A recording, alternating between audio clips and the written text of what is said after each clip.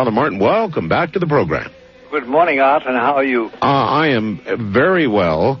Better than the news. I want to tackle right away, Father, a couple of breaking kind of news stories. One, I started getting messages that an exorcist, one that you may know, was very brutally murdered in America. What do you know about that, Father? Yes, the one man we're both thinking of, his name was Alfred Kuntz, and he was a parish priest in Dane, which is a parish in Ohio, in Milwaukee, in Wisconsin. Wisconsin, all right. In Wisconsin, and he was found at 7 o'clock in the morning with his throat cut from ear to ear. His throat cut?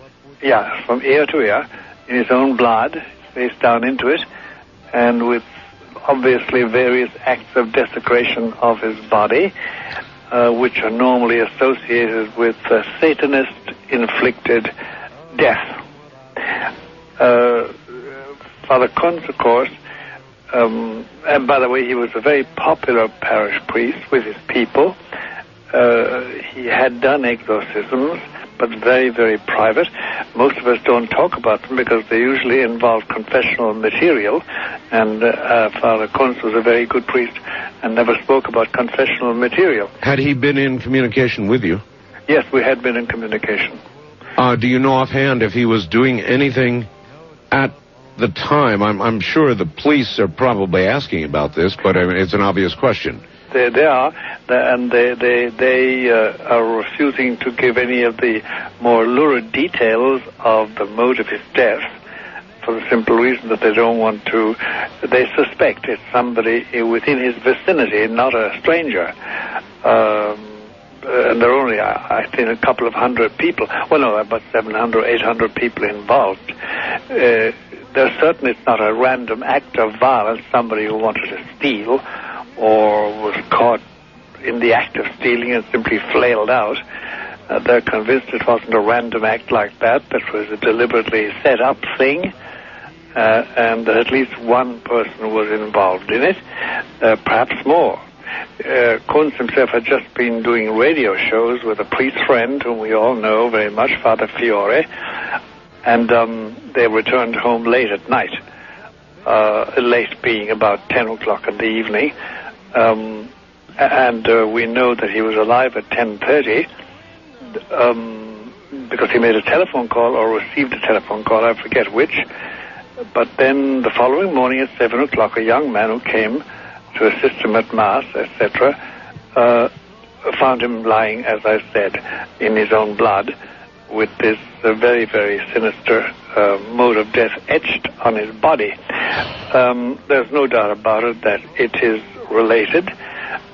Whether it's related to his very confidential activity as a priest in regards to covens of warlocks in neighboring areas, we may never know. We may never know. We may never know because, number one, the police have a habit in this country that whenever there's, and it's a good habit on the whole, whenever there is any real Satanist activity of a shocking kind, they don't publish the details that indicate the Satanist connection. They just they publish the bare details of a murder. Why do you think that, Father? Well, it's also, you're asking me why I think it's a good idea in general, because it doesn't evoke the copycat syndrome. Mm-hmm. These things do, because about 200 years ago, they stopped doing exorcisms in public precisely because it evoked the copycat syndrome in people, imitators. Well, you have told me many times, since you have done so many exorcisms, that there is real, very serious, very real danger. Is it not possible? It's got to be possible that that in his work, in some way, in the middle of some exorcism, or as part of an ongoing one, or you know, who knows, I have no doubt about the answer to your question. I can foresee and interpret is no doubt about it. The death was not random. It was not an act of personal vengeance, somebody who got annoyed at him for some particular thing. It was in connection with his work as a priest and in the area of demonic possession.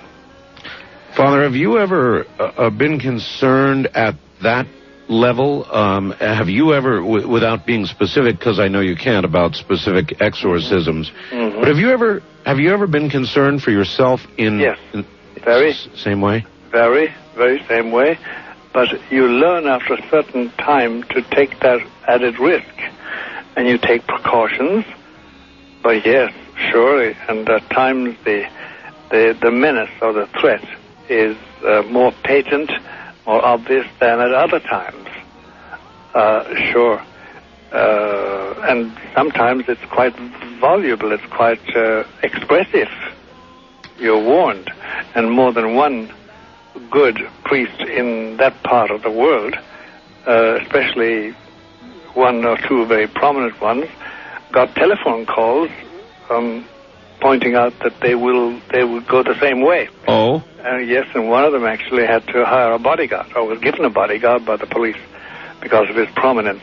Well, you've been a very prominent exorcist. Have you received threats? Oh, yes, in the past, yes. Not recently, but in the past, yes, very much. Not as part of this or connected? No, not part of this, because I wasn't in any way related to this. And as one person told me, sort of happily, because we don't belong to an umbrella organization, exorcists, in other words, those engaged in this area, because we don't belong to an umbrella organization, they can't identify every one of us and therefore pick us off. But they do, we are picked off, all right, there's no doubt about that. And they're not the first. Father Kunz is not the first priest who's picked off as a priest, and as somebody who blocked or interfered with or spoiled Luciferian plans. There's no doubt about that. Well, the fact that he is now dead would tell me that Luciferian plans are somehow still underway in whatever case. Oh, yes. Oh, I'm sure they are. I'm sure they are.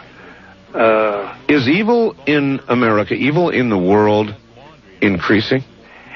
Well, the only way I can answer that question without sort of sensationalism, Art, is as follows, that since 1972 or 3, when the group I am associated with started, it's a very quiet, discreet group, but since then, incidences and types of demonic assault have increased. First of all, the increase has been about 750% since that time. 750%? About 750, judging by figures.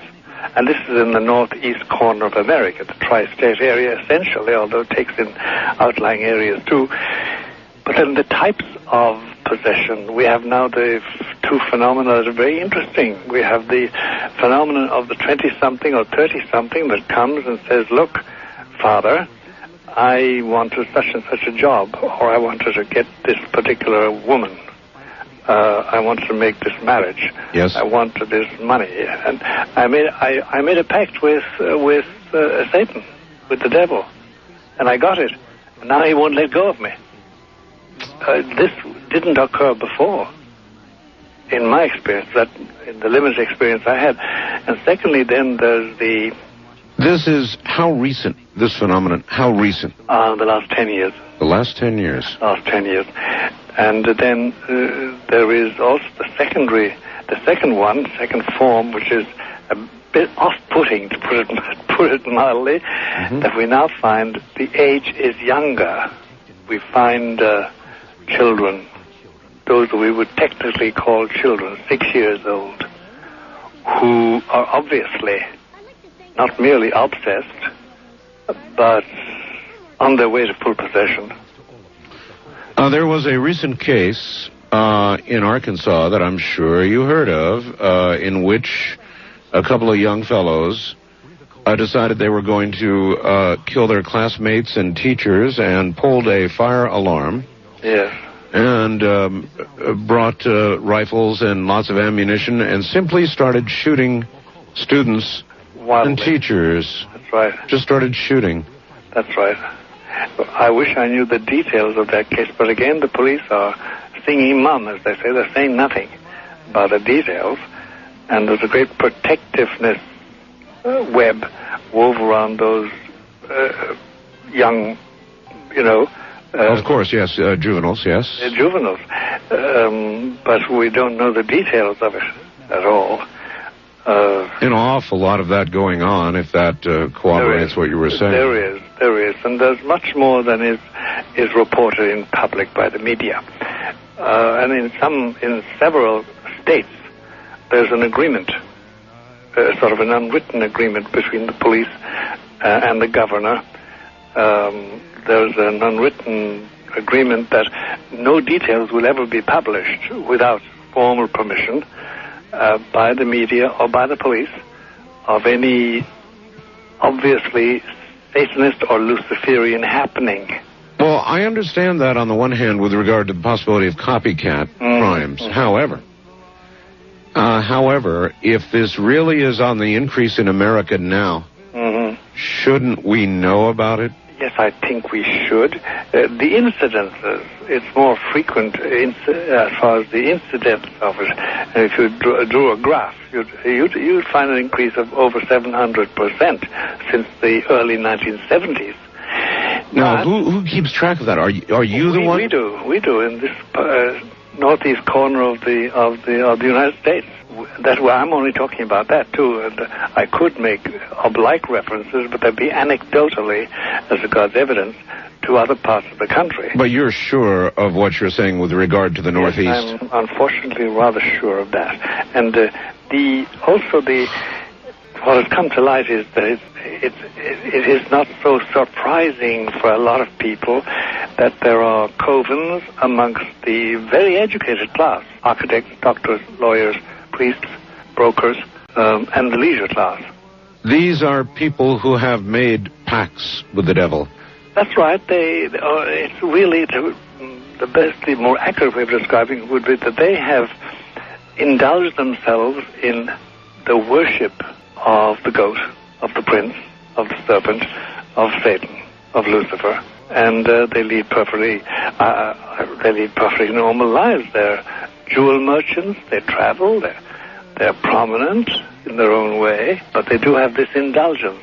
Father, here's a part of that I can never understand, that has never made sense to me. And that is, if somebody were to make a pact with the devil, then obviously the implication is if the devil is there to make a pact with them, to make a deal, to make their life, their short mortal life on earth pleasurable, with money or women or travel, or more interesting, whatever it is they want.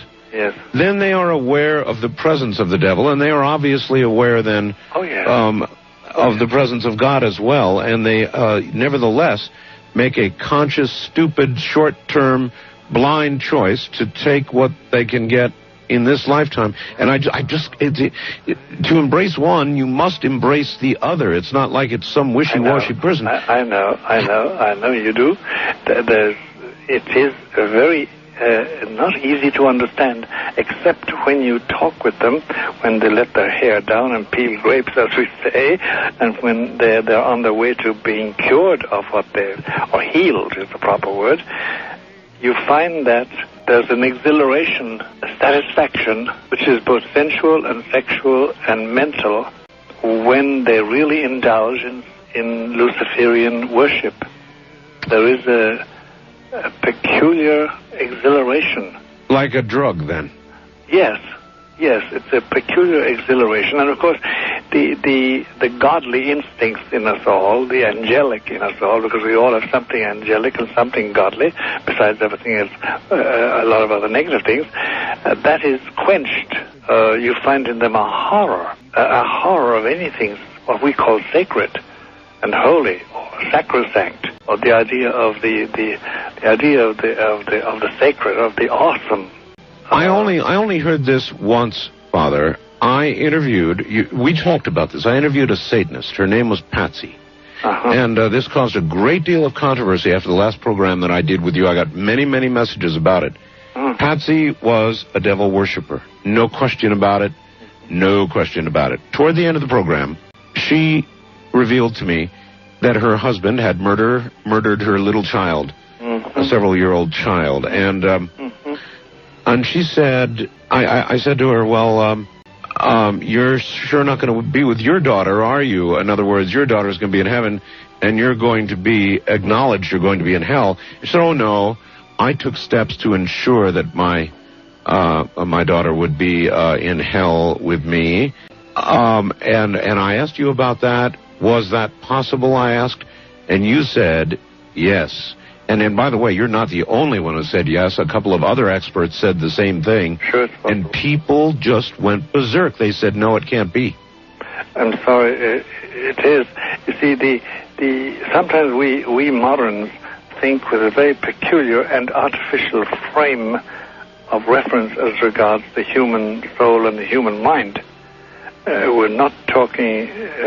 if we really are realistic, we're talking about the basic inclination of the human soul and the human spirit, and not about some informed concept. So we are making these statements based on what our own frame of reference is. That's right. Exactly. Not what spiritual reality is. Exactly, and it's a frightening thing when you come across what we all know is called bad seed. It's a frightening thing. It's like those two little boys in England that were that boy in England who killed off two of his little children. It's a frightening thing when you meet it, because it's art. Let me try and convey it to you and your listeners. You come across this extraordinary... Father, I'll tell you what. We're at the bottom of the hour. Okay, why don't we wait? Was the fact that there's nothing more appalling for the mind that I have anyway, than to come across a person technically considered a child with the hard glare of consummate hatred and complete lack of the normal reactions of compassion and feeling and understanding. Right. And we do find that today. I was going to say increasingly, but there's a certain increase amongst the age group of 5 to 8. And that's a very disturbing thing. And it's impossible to say that it's developed by TV, by violence on TV, and that sort of business. We don't know. There's no official inquiry into it, because many of the people who should be, like, for instance, there's one section of the FBI, I think, a bioethical laboratory or something. I forget the exact title of it. It's one of their institutes, institutes in Washington is supposed to inquire into it, but they poo-poo the idea of active Satanism. Well, all right. Here's what it seems like to me, the layman. It seems like we have some soulless people being born. I mean, even little children, certainly when I was little, I remember I understood life, the value of life and right and wrong, and now we have children that are killing, and when asked why they did it, they get really interesting answers like to see what it would feel like. That's right. That sort of thing. That's right. This is from what I would consider to be a soulless being. Either that or otherwise, you covered the ground, television, the rest of it. So then why? What's happening? Those of us who are engaged in the field of demonology always find finally the footprint of the goat, the footprint of Lucifer, and that is a very distinctive thing. And what is disturbing is that many times young persons of this ilk are very brilliant mentally. They're not stupid. They're not dull. They're not yokels. They're not stupid. On the contrary, they're quite intelligent, outstrip their peers. Well, in an academic sense, yes. In an academic sense. And that's a bit frightening, because they're intelligent and they dodge the issue. And The whole thing is very disturbing. And, of course, it goes back to the breakdown of the family as such in our population. I mean, take, for instance, the figure, which is solid, that 33% of all births are illegitimate. 33% of all births are illegitimate. That's right. Well, fully one-third. Yep. And sociologists are weary and tired out depicting the general tendency amongst the illegitimate to all sorts of perversions and deficiencies, societal and personal. So I suppose that's part of that picture, but there's still this footprint, this touch of Satanism. Yes, it's a smell, it's a print.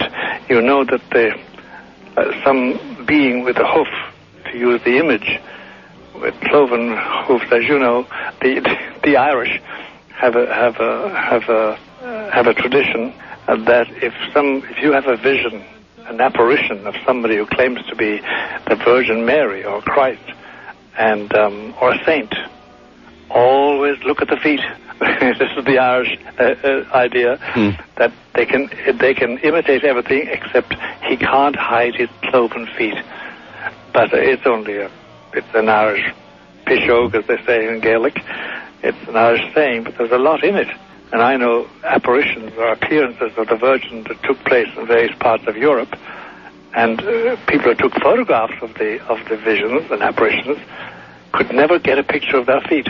It's an Irish thing. An Irish thing. Yes. I have a question from my wife, which is kind of an odd question. I don't know why she's asking this, but I'll ask it, and it is the following. With respect to exorcisms, has it ever occurred, Father, that anybody listening to the tape of an exorcism, or in fact watching a videotape of an exorcism, has, as a result of that, been possessed? Well, the answer is this.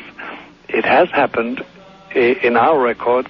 Really? People who looked at or saw tapes, because we make videotapes, which are very private, or audio tapes of exorcisms, that they, rare enough anyway, that they went for a pact.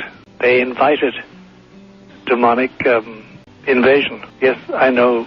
There's a lot of very weak people out there spiritually, and it's very exciting. I remember well being brought into a discussion about 10 years ago now in New York, in a very fashionable hotel, by people who wanted desperately to participate in a Satanist exorcism.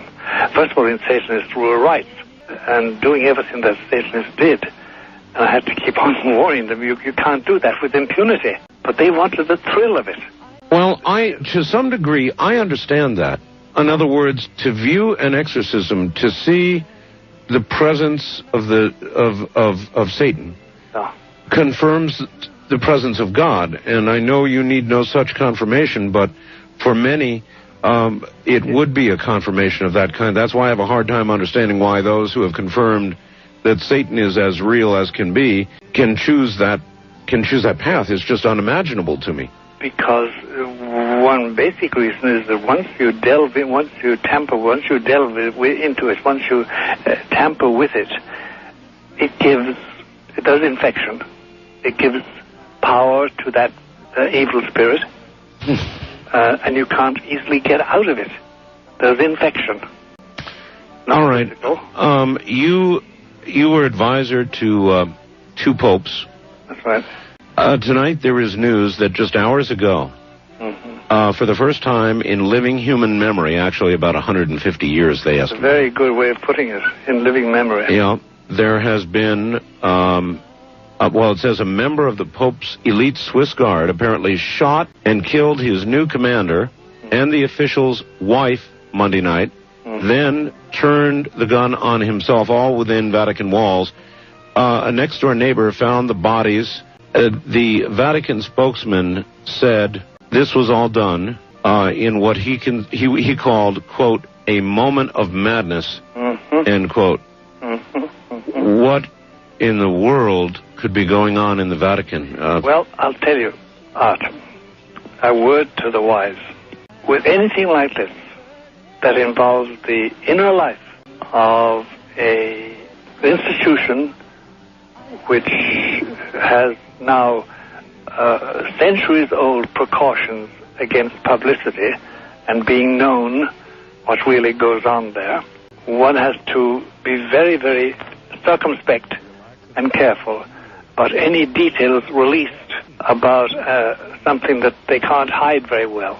It's very hard to hide the death of two officials. Yes. And the wife of one. You can't hide that very well. Well, it's not being hidden. Believe me, it's a lead news item. I've got the Reuters. They can't do anything about it.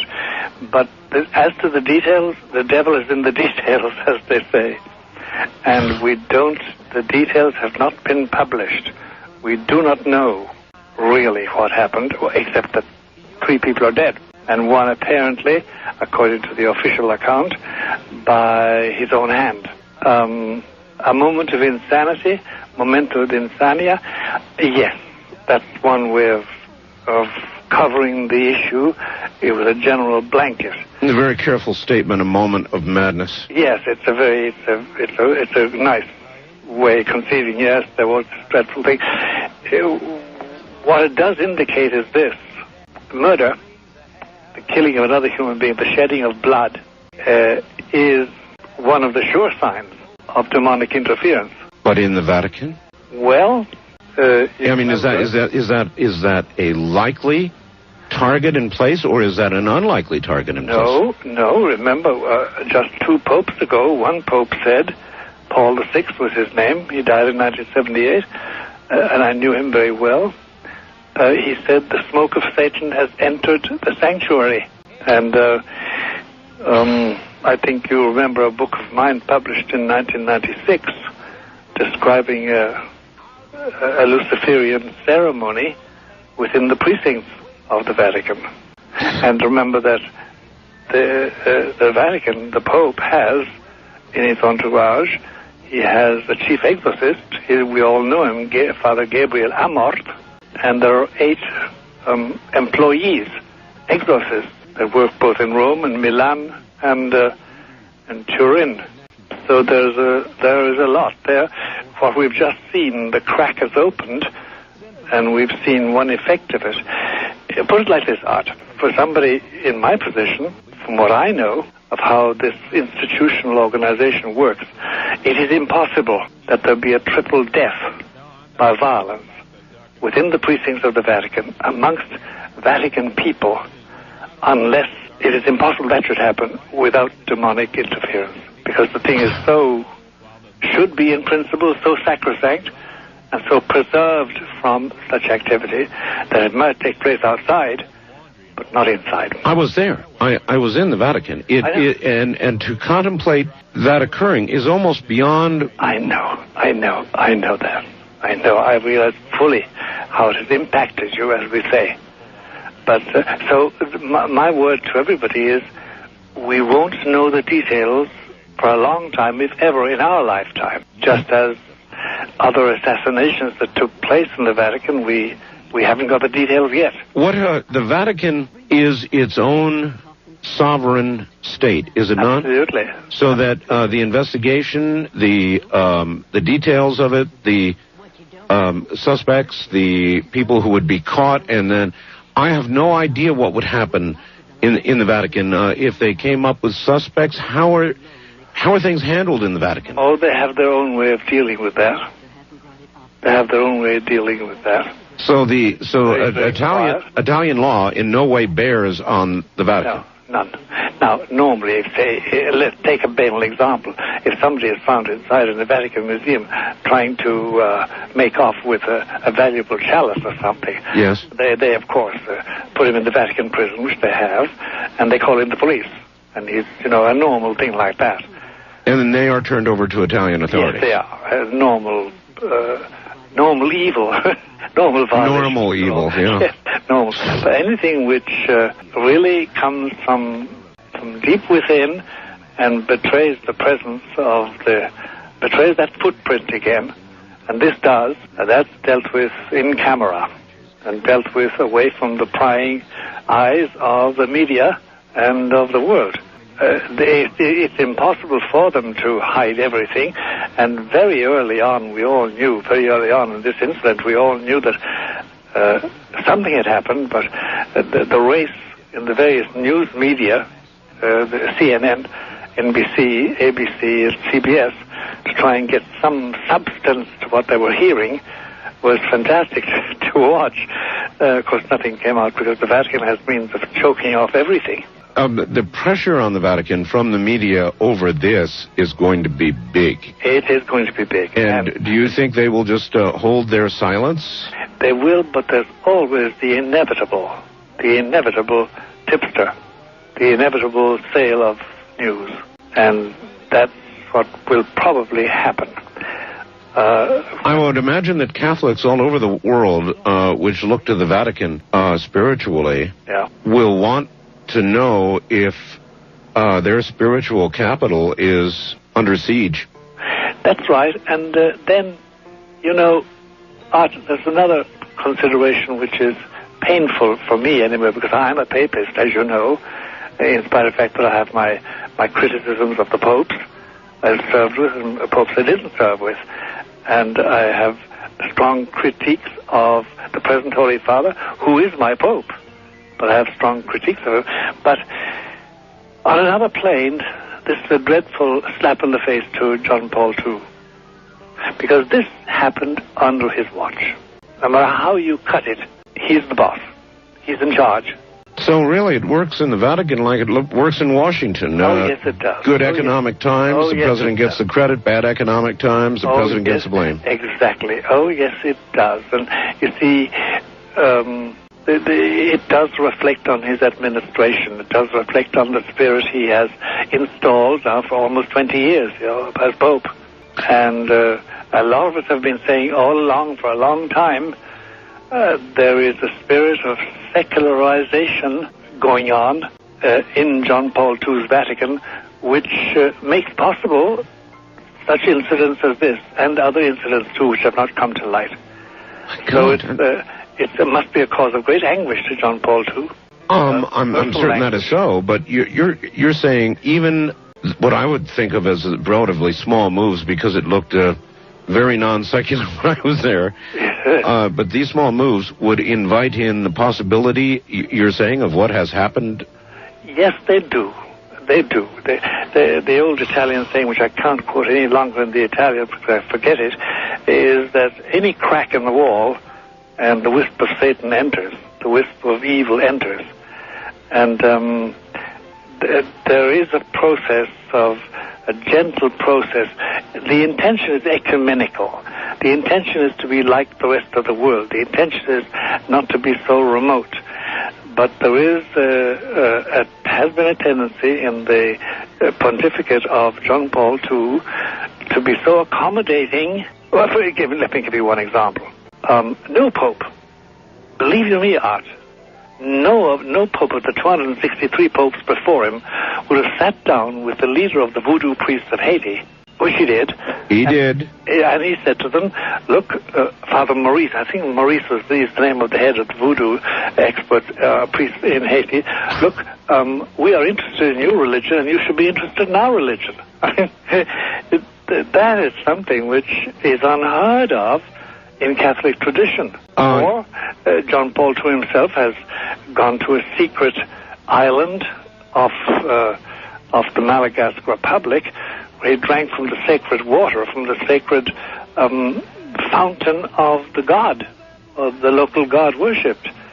That is, or he sat in a phallus-shaped chair in India and had the mark of Kali put on his forehead. Oh my God. Father, his wife shot another man who shot them, committed suicide. All of this inside the walls of the Vatican, the killing, the first inside the walls of the Vatican in our living memory. I guess there may have been 150 years ago something may have happened. And we were talking about that before the break. Just an incredible, incredible occurrence.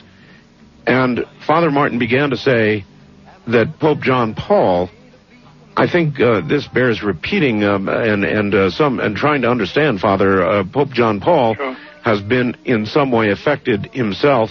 It must be a cause of great anguish for him. Well, you said that, but you said that he went to a voodoo. And I'm not really caught up on this, Father. Well, he went to Haiti. Haiti. He had a papal trip to Haiti, and during that trip, he met officially with the head of I think it's 15,000 voodoo priests that live in Haiti, and sat down with him. We have the photograph, but I have it here in my files. And one of the things he said was, with typical John Paul II ecumenism, look, we are interested in your doctrine, and we think you should be interested in our Catholic doctrine. How? I know. It leaves you speechless. That's right. Or, for instance, in years past, when he went to India, John Paul II permitted a young lady in a sari to put the sign of Kali on his forehead with that red stain. And he sat in a chair chosen by the Indian bishops, which had the phallic shape. As you know, the phallus is worshipped in Hinduism. Why? Well, these were actions of John Paul II destined to create a great fellowship and feeling. For instance, let me give you an example which struck us all at the time and is not mentioned because people are afraid of being called anti-Semite. John Paul II went for the first time as a pope. He went to the synagogue in Rome. The head of the synagogue is a very respectable rabbi called Elio Toaf, very well known to all of us. And they sat on a stage, or a bema, as they call it in Hebrew, on two chairs, sort of catty corner, facing themselves and facing the audience. And in his speech, which is a very good speech, by the very good address, John Paul II said, his only reference was, oh, by the way, you know, our founder was of your race. That's all the testimony to Jesus that John Paul II gave. And when his Vatican held a special Holocaust evening, which was standing room only, it was such a grand affair, with music and with a huge menorah lit by the grandchildren of people who had survived Auschwitz and Dachau and Birkenau, the Hitler camps. In his speech for that particular evening, which was a Holocaust evening, John Paul II consented to have the only crucifix in the hall removed in order not to offend his Jewish friends. Well, we consider that, for me to remark that, it's not anti-Semitism on my part. I've done more, I think, for Jewish-Christian relations than most people alive. It's a story you and I have never delved into, which we will at another broadcast, please God. But the fact we find this, no pope before John the 23rd, before John Paul II, would have allowed it. If a cardinal did that under any of the other popes, the cardinal would be sent away to live life out in a monastery on the top of the Sierra Madre. Why has John Paul done it? It is his form of ecumenism.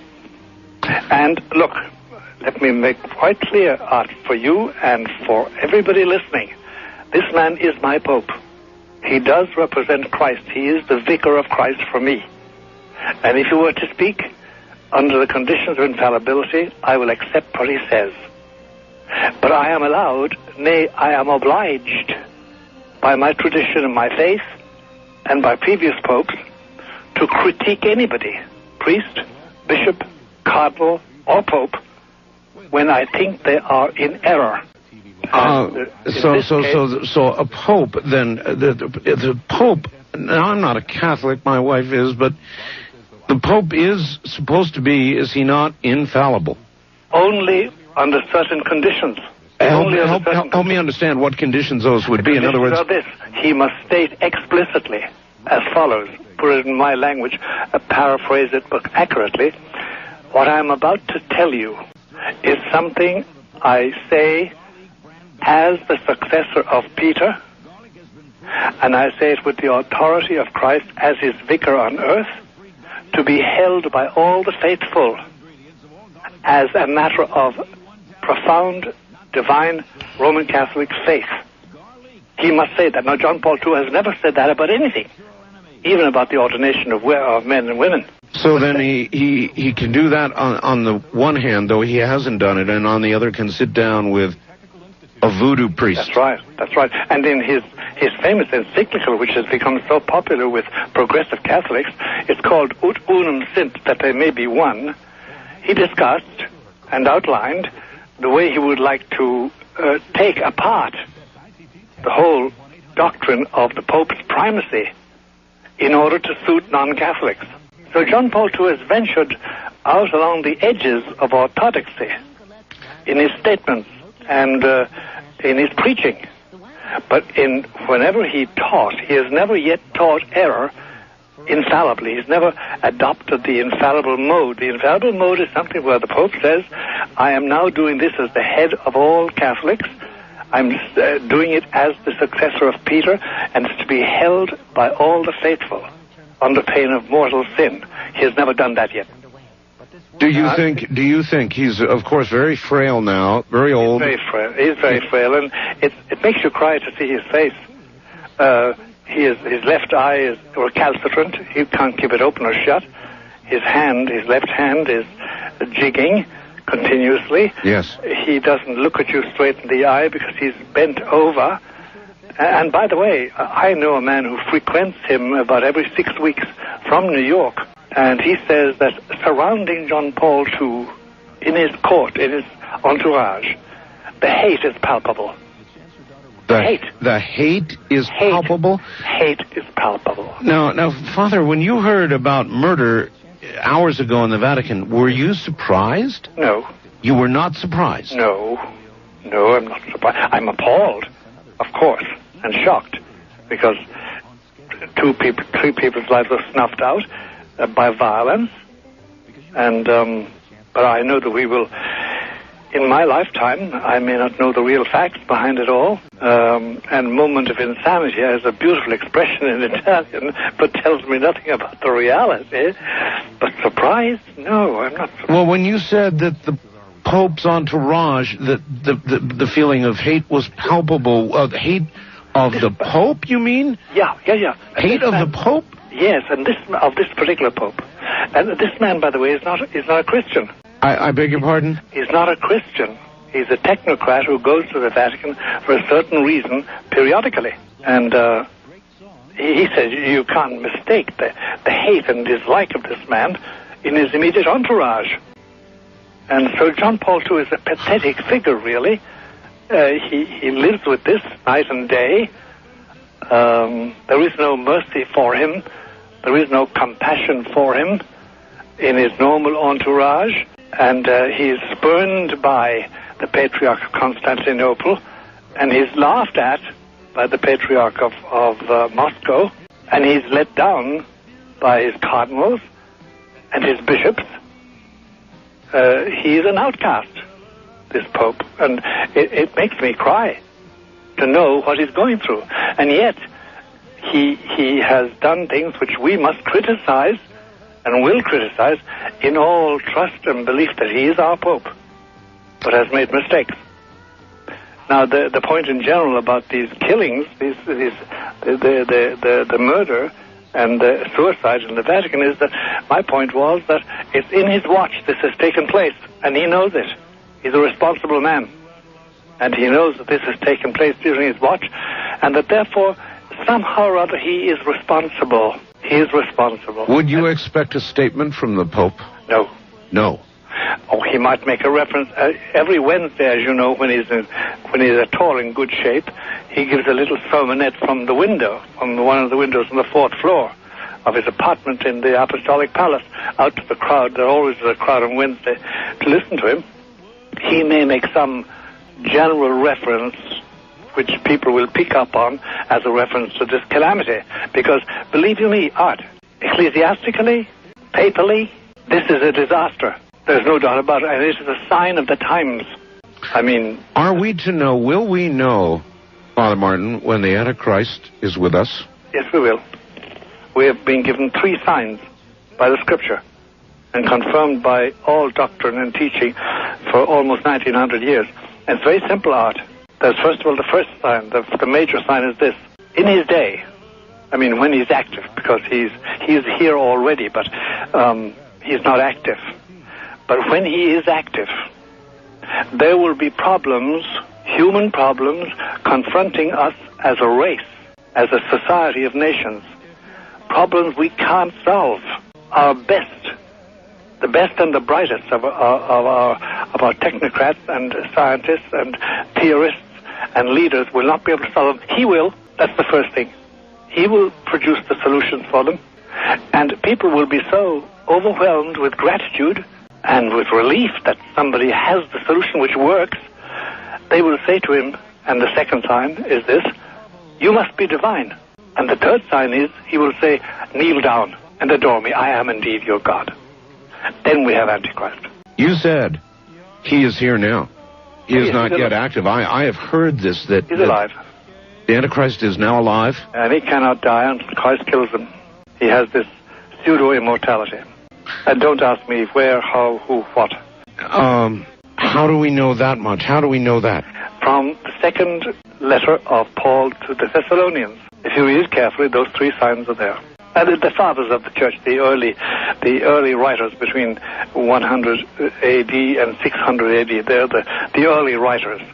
The 2 Gregories of Nyssa and Nazianz and St. Basil, all those who wrote the Origin, the fathers of the church, the basic writers, they all agreed on the character and the signs of the Antichrist appearance. There are those, my listeners, many of whom believe that the signs are all around us now. The children, the blank-eyed killers, the soulless killers. I know. That's the killing of exorcists, the ritual murdering of exorcists, murder in the Vatican, just to name a few of the more recent within hours.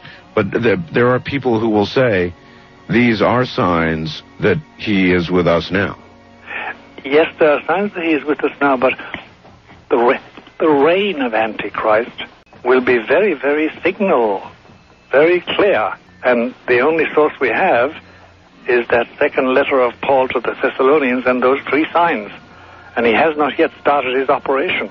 Well, Father, I am not going to suggest that our president is the Antichrist, and there are many in my audience. No, he's not. He's just a very naughty man. That's many who would. However, is it not reasonable to look at what the president is alleged to do on a fairly regular basis, and then look at the national poll of approval for this president, and make certain conclusions about the changed thinking and the acceptance level of what once would have been thought of surely as evil behavior by the American people? I mean, the acceptance of it. Absolutely. But Art, you more than me, more than most of us, would I'm sure, appreciate the fact that there is now a growing gap between what the spin doctors create as the public mentality and what people are really thinking. And only if we had... Do you remember what was it, Art? The Cube, Q-U-B-E. Do you remember that Cube business? The instant reaction to the television? I do, yes. Remember that? Yes. Well, there's a very good reason why they would never install that. It was instantaneous, and it was done by computer. Maybe it was intended that you be here this night, Father. Well, Art, these things, I heard the hesitancy in your voice when you spoke about a coincidence, because in these things, I do not think there is any coincidence. Yeah, I'm beginning to believe that myself. There's a certain providence over things, and you and I originally were supposed to talk about 2 weeks ago, but we had to put that off for one reason or another, and we happened to latch on to tonight when these 2 things have come to a head, and other things have come to a head in the meantime too. So Before we leave the subject of the Pope and what has occurred tonight, Dan in Chicago asks the following. Yes. Please, if you can, tell us who are the advisors, that's in quotes, that recommended the Pope was safe to mingle with the darkness that is voodoo. I know it sounds like I'm being suspicious, but I just don't think these actions would be entered into without counsel. This could easily be the result of being too trusting with those nearest to him. That's right. That's right. You see, the Pope has a theological commission of his own, 30 men usually. Some of them are not Catholic. Some of them don't even believe in God. What? Some of them certainly, leave much to be desired as regards the practice of Catholicism as such. And then there's that factor, number one. Number two, in the immediate entourage of the Pope, if you look at the people he frequents with daily, there is no shining light that you say, gosh, that's a holy man, that's an observant man, that's somebody you can look to for principles, Catholic principles. There is nobody like that. Anybody like that who had power has had his wings shorn, well shorn off him. And I remember talking to one of them recently, face to face, and he said, look, as a cardinal, what can I do? I've been stripped of all power. I said, Your Eminence, you can die. You can give testimony with your blood. At which he was mute. Certainly was.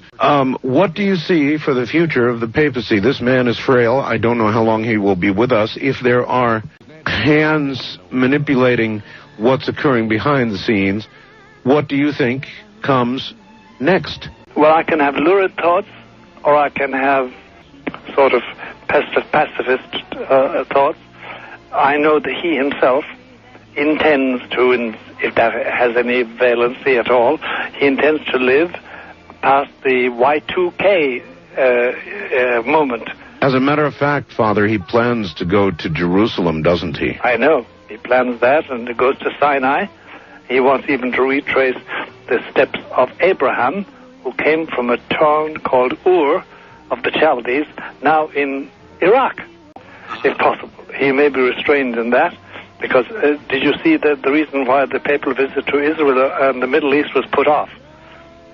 Because of the problem, of course, with Jerusalem, is what they're suggesting. No, the Vatican was very explicit about it. Oh? Yes, Toran, who's the sort of prime minister, if you want to put it, of the Vatican Secretary of State, said quite blatantly, the danger of war breaking out there is too much. Well, it's another way of saying the same thing, yes. There's probably going to be a war over Jerusalem. That's it. And over the whole question of the Palestinian state, because Netanyahu doesn't want a Palestinian state, and I quite understand why he doesn't. But I also understand why the Palestinians want a state. There are more of them than there are Israelis, by the way. Does the Pope intend in that visit, if it is going to occur around the millennium, to try to bring together the three religions? Art, his dream, and it's the only dream John Paul II has had. He never dreamt of controlling his bishops. He never dreamt of improving the condition of the religious orders. He never even dreamt of spreading Catholicism as a belief. His dream has always been to create a dynamic at the center of which would be Roman Catholics. Grouped around them would be the other Christian religions or sects or churches, Greeks and Russians and Western Protestantism. And grouped around them would be the Jewish people. And grouped around them would be the Muslims. His dream was to make out of that a dynamic the world would have to respect. And it's his dream. Is it your dream? No. What do you think what's going to happen will come to pass if he lives long enough and tries this?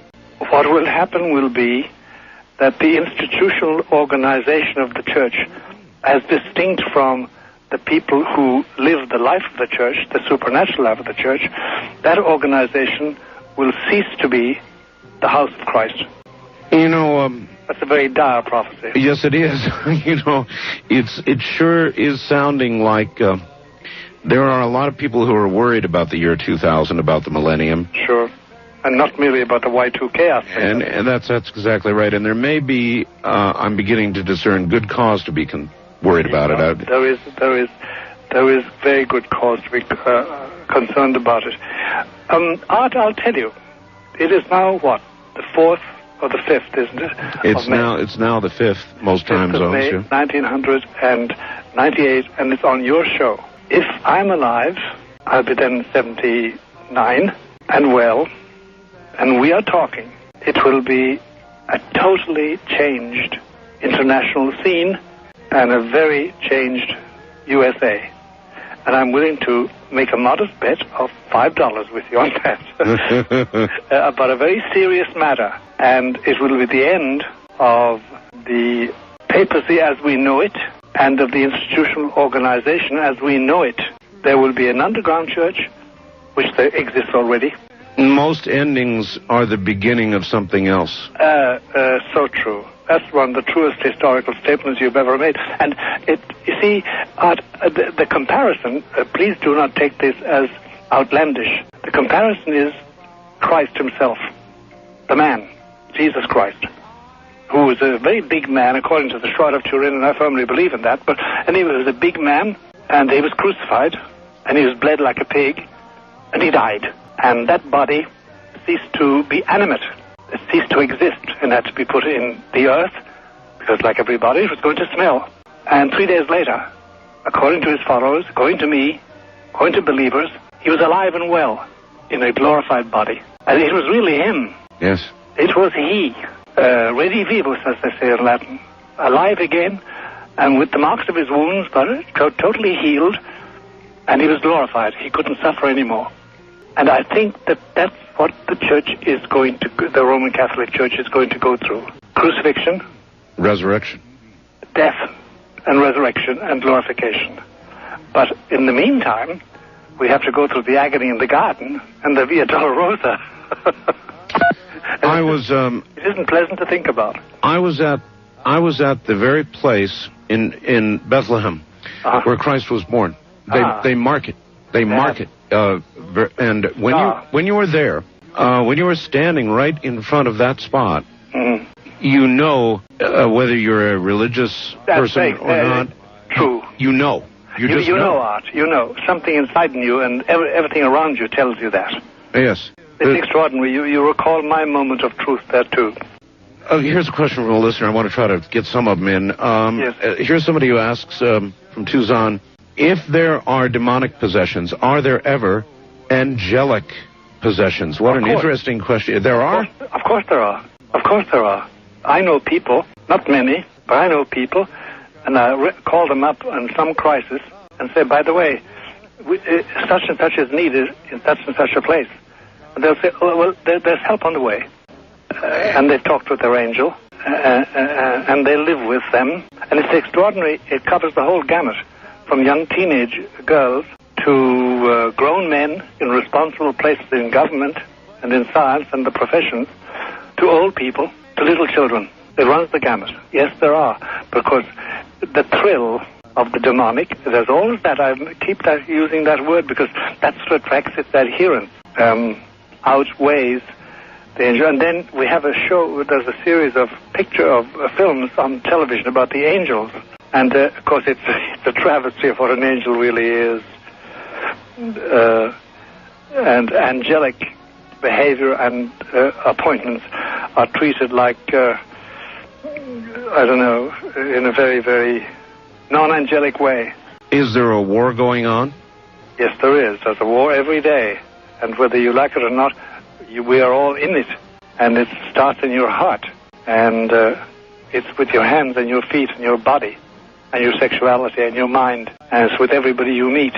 I would like to read for you, Father, something sent by Dr. Richard Boylan.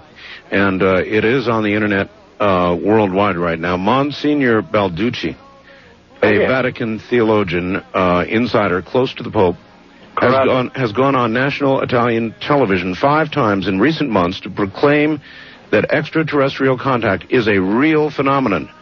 He announced that the Vatican is receiving much information about extraterrestrials and their contacts with humans from its embassies in various countries such as Mexico, Chile, Venezuela, and more. Monsignor Balducci said that he is on a Vatican commission looking into extraterrestrial encounters and how to cope with the emerging general realization of extraterrestrial contact. He provided the Catholic Church's analysis of extraterrestrials, emphasizing that extraterrestrial encounters, quote, are not, in capitals, demonic, and are not due to psychological impairment, and are not a case of entity attachment, but these encounters deserve to be studied carefully, end quote. What can you tell me about this? Well, Monsignore Corrado Balducci is now, I think he may be my age, in the 70s. Yes, sir. I think, what I can find out. He's not a blowhard. You know, he's not a publicity seeker. Mm-hmm. But the subject he discusses, and we're discussing now, and we'll be discussing this for quite a while out, especially in the light of things that will happen in the next year. We're discussing a subject which is so volatile. It's really the source. You hit a touchstone there, Father. With my ear. I'm sorry. Pardon me, and everybody listening, please pardon me. It's a volatile subject, like nitroglycerin. It's ready to explode, because here's the central nub which Corrado Balducci and everybody faces, is this. Until the relevant governments, and I realize I'm walking on thin ice here. Thin ice, indeed. Thin ice of security. Security. National security and international security. Yes. So I've got to be very careful. And Corrado Balducci, I hope, should be careful too. Until the relevant governments, and it's not merely the government of the U.S., but other governments, are willing to put in public the facts about what they consider extraterrestrial activity, it is impossible to make sensible statements that make sense, statements that make sense. And until they do, we're in the dark, really, as regards the general public. We haven't got this scientifically controllable facts, and I don't think we're going to have them very soon. We have discussed this before, Father, but there is no question the Vatican has astronomical observatories all over the place. One on Mount Graham, for example, that somehow the Vatican applied every bit of pressure that it had and blew by all the environmental concerns and got that facility in place. And the question, just the good, simple, flat-out question, is what would the Vatican be looking for in space, Father? Well, as you know, the central doctrine taught by the Church is that Christ, Jesus of Nazareth, was the Son of God. He died for all men, all rational beings. And hitherto, in the thinking of Christianity, this has been confined to the human race. Now, Balducci, rightly, points to phrases of Christ, of Jesus, that we pass over too easily. When he appeared to them after the resurrection, he said, "Fear not, it is I. All power has been given to me on earth and in the skies."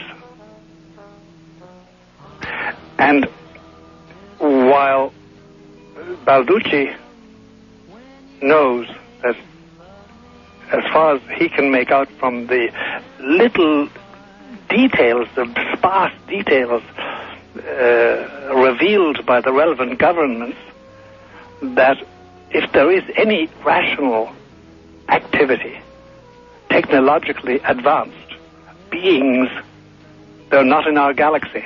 They're transgalactic. But we don't know. We have no concrete evidence.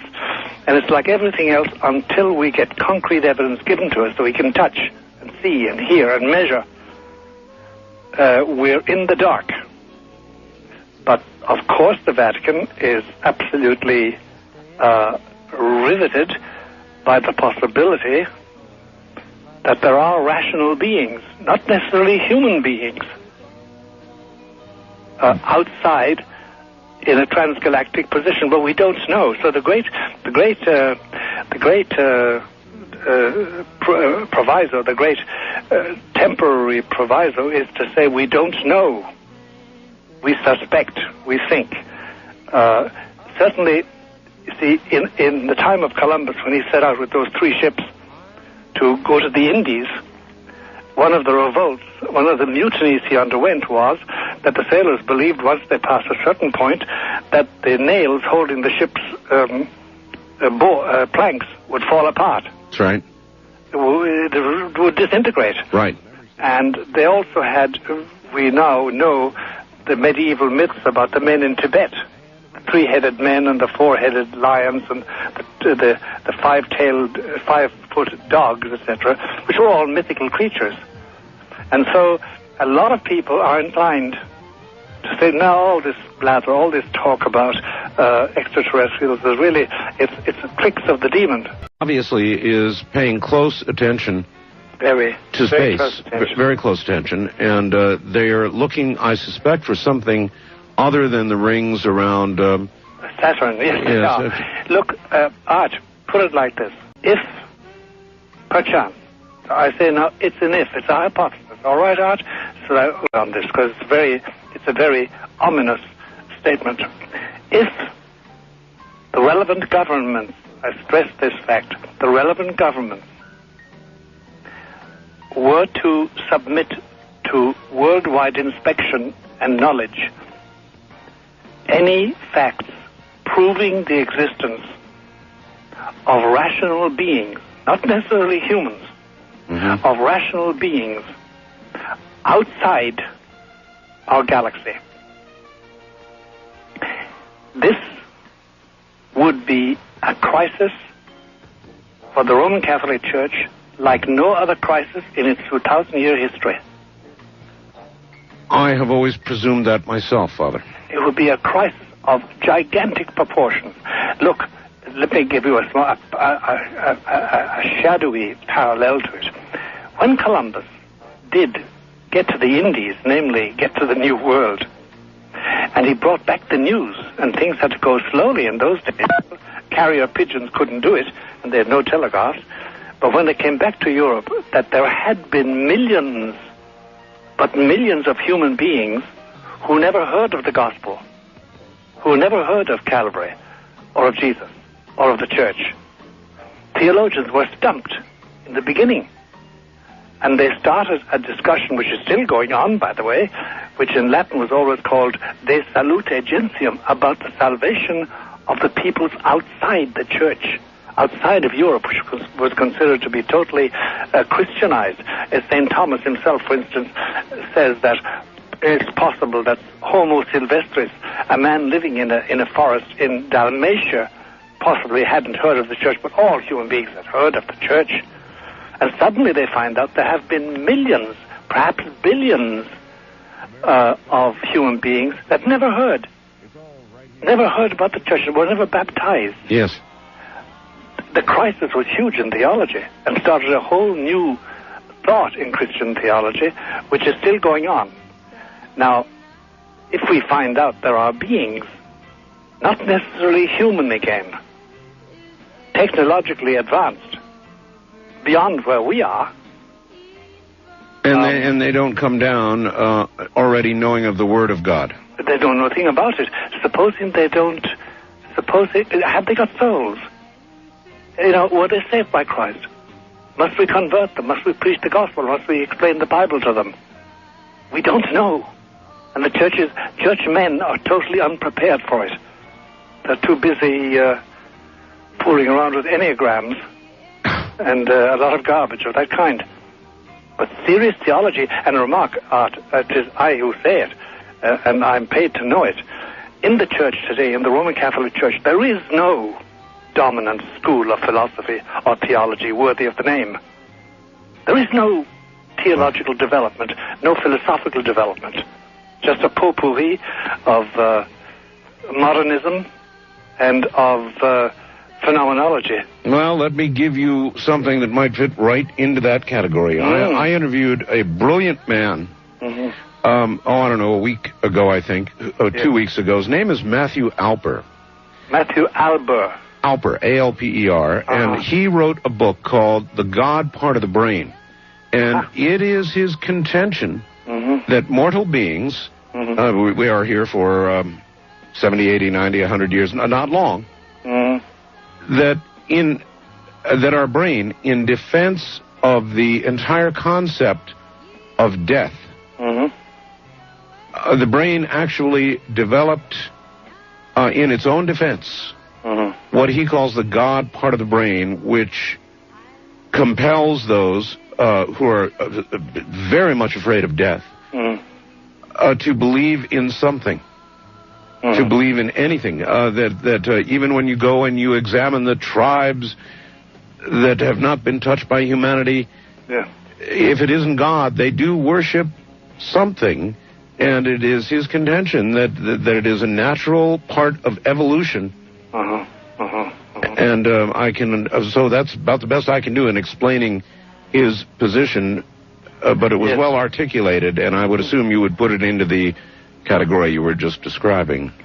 Yes. Anyway, I being a Roman Catholic, I firmly believe that without divine grace, which is not at all produced by anything human, by any endocrinological development, or by any neurological development in man, in a human being, but it's totally gratuitous from beyond the stars and beyond this visible cosmos, and straight from the heart of God to people he has said he loves so much that he sent his Son to be with them, to be one of them. I believe that's the Roman Catholic position on the whole point. And while there's no doubt about it that if one adopts the theory of evolution to some degree, it's so rickety nowadays that one is inclined to sort of stand back from it, like a bag of bones that suddenly is collapsing. But really, between you and me and the Holy Spirit. But if in the evolutionary mentality, as a hypothesis, because it's only that and still remains that, then I suppose we could talk about neurological and endocrinological developments from primitive man down to the present moment. But there is that chasm, Art, that chasm between me and the divinity, which is utterly unknowable and awesome, and I can never have it, and I desire it. I see its reflection in the beauty of this world, of beautiful people and beautiful things, but I can't have it of myself. I have no power. I must depend on this God bending down in the midnight of my human misery and saying, I lift you up to my level because I love you. That's the Christian message. And doubtless there have been evolutionary trends, although sometimes I come from Ireland, you know, and sometimes I must say, because I can being Irish, I can say the following: some of the people I used to know in Ireland certainly seem to have missed out on evolution of the brain to a certain degree. All right. But nobody else but an Irishman could say that about Irish people. Otherwise exactly there'd be a revolution. Right. Yeah, that's right. Let's take some phone calls. Sure. East of the Rockies, you're on the air with Father Malachi Martin. Hi. Hello, this is Michael in Lincoln, Nebraska. I have a question for you, Father. Michael, how are you? I'm fine, sir. Thank you. There was a big controversy a while back. It was in the magazines and stuff about the Pope coming out and saying that Mary is co-redemptor with Christ. Yes, he's not going to do that. Now, I was going to ask you, what is your personal opinion? Do you think that Mary is co-redemptor with Christ? No, I don't think. Christ is the sole redeemer. Okay. But the position she occupied during his life, and the position she's occupied amongst Catholics anyway since then, and in early Christianity until the Lutheran Revolution, or revolt, I should say, really, in the 16th century, was that through her you reached her son. It's very easy, once you know the mother, to get the son to do things. but that he is the sole Redemptor. There's no doubt about that. Okay, now you're saying if you get to know the mother, then you'll get to know him. So are you saying that if we pray to Mary, Mary and the saints can answer our prayers? Oh, yes, they can. Of course they can. That's why, for instance... Now, in my Bible, I'm sorry, sir, but in my Bible it says that there's only one mediator between God and man, and that's right. That's Christ, and he's the mediator. He mediated between Mary and got her the grace she got. She wouldn't have a thing except for him. Okay. But once she's been installed, she's a powerful lady. Okay, now, is that what the Catholic Bible says? That's what the Catholic Church says. But you see, Michael, for Catholics, the Bible is not the sole source of revelation. Bible is one, tradition is another. Tradition and the teaching of the Church is a third. Tradition is a source of revelation? Yeah, a source of revelation. You see, the Catholics hold that every apostle, until the death of the last apostle, there was a continual revelation going on, which is not confined to books. It went into tradition, to actions, to customs, started by the apostles all over the then known world. And those, you see, the Bible nowhere says that the Bible is the only source of revelation. It's an extraordinarily embarrassing thing to fling at non-Catholics, but the Bible nowhere says, I am the sole source of revelation. Nowhere says it. That was an assumption made by the Protestant revolt. He's got a good point, doesn't he? I mean, but the Bible says that the word, the written word, the Logos, is God. Well, the Logos in that case is Christ. Yes. Logos, he is the Word. And what we mean by that, at least Catholics mean by it, is that Christ is God's expression of himself. Because, see, Michael, in God in himself is unknowable. I can never know God in himself. I can only know him in Christ. Yes, he's the Logos. He's the Word, the Verbum. Right. He's the mediator. Yes, he is everything, and he's the only friend we have in time and in eternity. You know, he's the only one who finally can give me light and give me consolation and finally give me immortal life, which I yearn for and I lust after, but I can't get by my own self. Right. All right, caller, thank you very much. Father? Yes? You are familiar with the current science of cloning, aren't you? Yes, I am. There are many scientists who are now saying that they have cloned Dolly, they have cloned other animals. And I'm sure they're cloning people. I'm sure. Are you aware that there are stories now suggesting that blood has been recovered from the Shroud of Turin? Yes, I know they say that. I don't know. I want to ask Captain Jackson, isn't that his name? Is the Army, the Air Force man who has gone into all that. I should talk with him one of these days. They say they have recovered that blood. With blood, there would be DNA. Obviously. With DNA, there would be the possibility of cloning. And while it might be an unusual way to consider the second coming of Christ... Yes, I get you. I get the picture. Yes. They're talking of it, Father. They are. Well, there's one difficulty in the way, Art, and it's this. For me, anyway, it's this, that even twins, identical twins, with all these similarities and common instincts, they're distinct personalities. They're always distinct. And there's a marvelous study of twins that were separated at birth and then brought together in adult life. Yes. Which brings out this very clearly, that they have a common heredity. Yes. They marry the same type of woman. Yes. They're bald in the same way. Yes. Their pubic hair is the same, and their height and girth and their inclinations. But they have distinct personalities. They're very distinct personae. And the wife of one twin couldn't be attached to his twin. But is it not possible to imagine that with the miracles that Christ performed, yes, if they get intact DNA, they will discover a difference in the DNA of Christ? I'm sure they will find a distinction, a difference. I'm sure they will, because... Wouldn't it kind of be the final irony, Father, if the scientists were the ones to propagate the second coming? It would. But it seems to be highly improbable to me, but mentally, logically, scientifically, apart from revelation and the unicity of Christ, I must say yes. From that perspective, it seems possible. From the point of view of revelation and Christ's unicity, his unique position, it will never take place. But that's where faith steps in. Well, there may be surprises that lay ahead. There may well be. There may well be. And the churchmen have to face them, and that's why there's a general closure or really lip-sealing, lip-zipping amongst responsible churchmen in Rome and elsewhere about transgalactic beings. But they won't take refuge in saying that it's demonic playthings, it's the devil playing with our senses to deceive us. Yes, they seem to be moving away from that. Yes, anyway, it's not sensible because, by the way,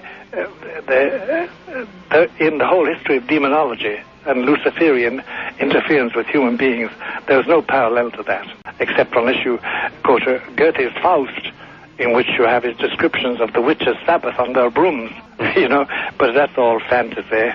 All right. West of the Rockies, you're on the air with Father Malachi Martin. Hello. Hello. Hello, where are you? This is Zip from Juneau, and I have two quick questions for your guest. Oh, Juneau, Alaska, the wet capital of Alaska. Yes, sir. It does rain here quite a bit. Well, rain, we're all... By the way, we're 79% water, and the rest is love, so don't run down water. Well, I'm not going to call to talk about Bible or beliefs. I know where you stand on that, and I've accepted Christ in my heart, and I know when I die, I know where I'm going.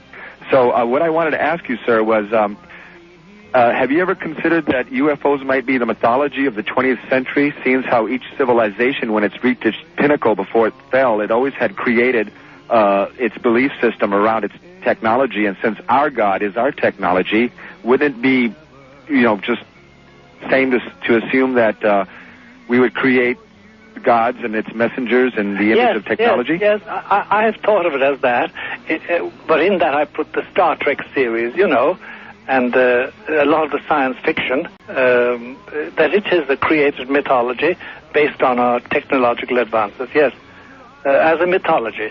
But jeepers weepers, pardon my language, Art, what a poor mythology compared to Greek and Roman and Indian mythology. The richness of that mythology, the lessons for human beings, even in the myths of the Greek gods and legends, there's such lessons about human moral behavior and human behavior as such. But in Star Trek or in such productions, it's sort of a dry dust mythology that has none of the old moralizing, and I love the word moralizing, and I love moralizing tales. It is none of that, and therefore I haven't got much attraction to it, but I agree with you. It is a mythology created by our technology. Huh. All right. We don't have a lot of time. First time caller line, you're on the air with Father Malachi Martin. Hello. Hello, Art. Yes, sir. Where are you? This is Ron from Minnesota. Hi, Ron. Hi, Ron. Hi, Father Martin. I had a question. You said that you believe that the Antichrist is alive in the world today? Yes, I do. And I also believe this. I was wondering what your view on the rapture of the church is. All right. Father? Well, there's in the Catholic tradition about the Bible, the rapture and all that is overshadowed by the normal belief of the church for 1900 years that at one particular moment there's going to be a great assemblage in the presence of Christ, of all men and women who have ever lived and are living, and there will be the general judgment and the particular judgment, and the condemnation of the wicked to hell, and the leading of the just to heaven forever. Aren't Father Martin talked of persons perfectly possessed by the devil? Yes. You can ignore this question, Father, if you wish. In the opinion of Father Martin, is Bill Clinton perfectly possessed? No comment. I had a feeling that you might say that. All right, let's go back to the lines. First time caller line, you're on the air with Father Malachi Martin. Hello? Hello there. Yes, this is Annie from Valencia, California. Yes, Annie.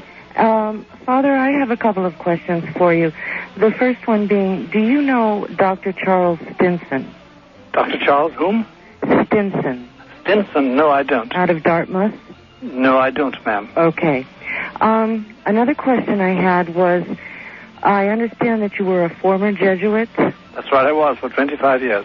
And what order are you in now? I'm not in any order. I belong to a bishop, and I write books and go on radio and TV. Right. Okay. And that's when I'm 77, retired in that sense, but not retired in the active sense. Right. You're still a priest. Oh, I say Mass every day. Right. Okay. I had another question that I thought of, and I wondered if you could shed a little light on this. The underground city. The underground church or the underground? City. The underground city in or near Rome. Are you referring to the catacombs below the Vatican? No, I'm talking about an underground city that is actually in place now for the New World Order.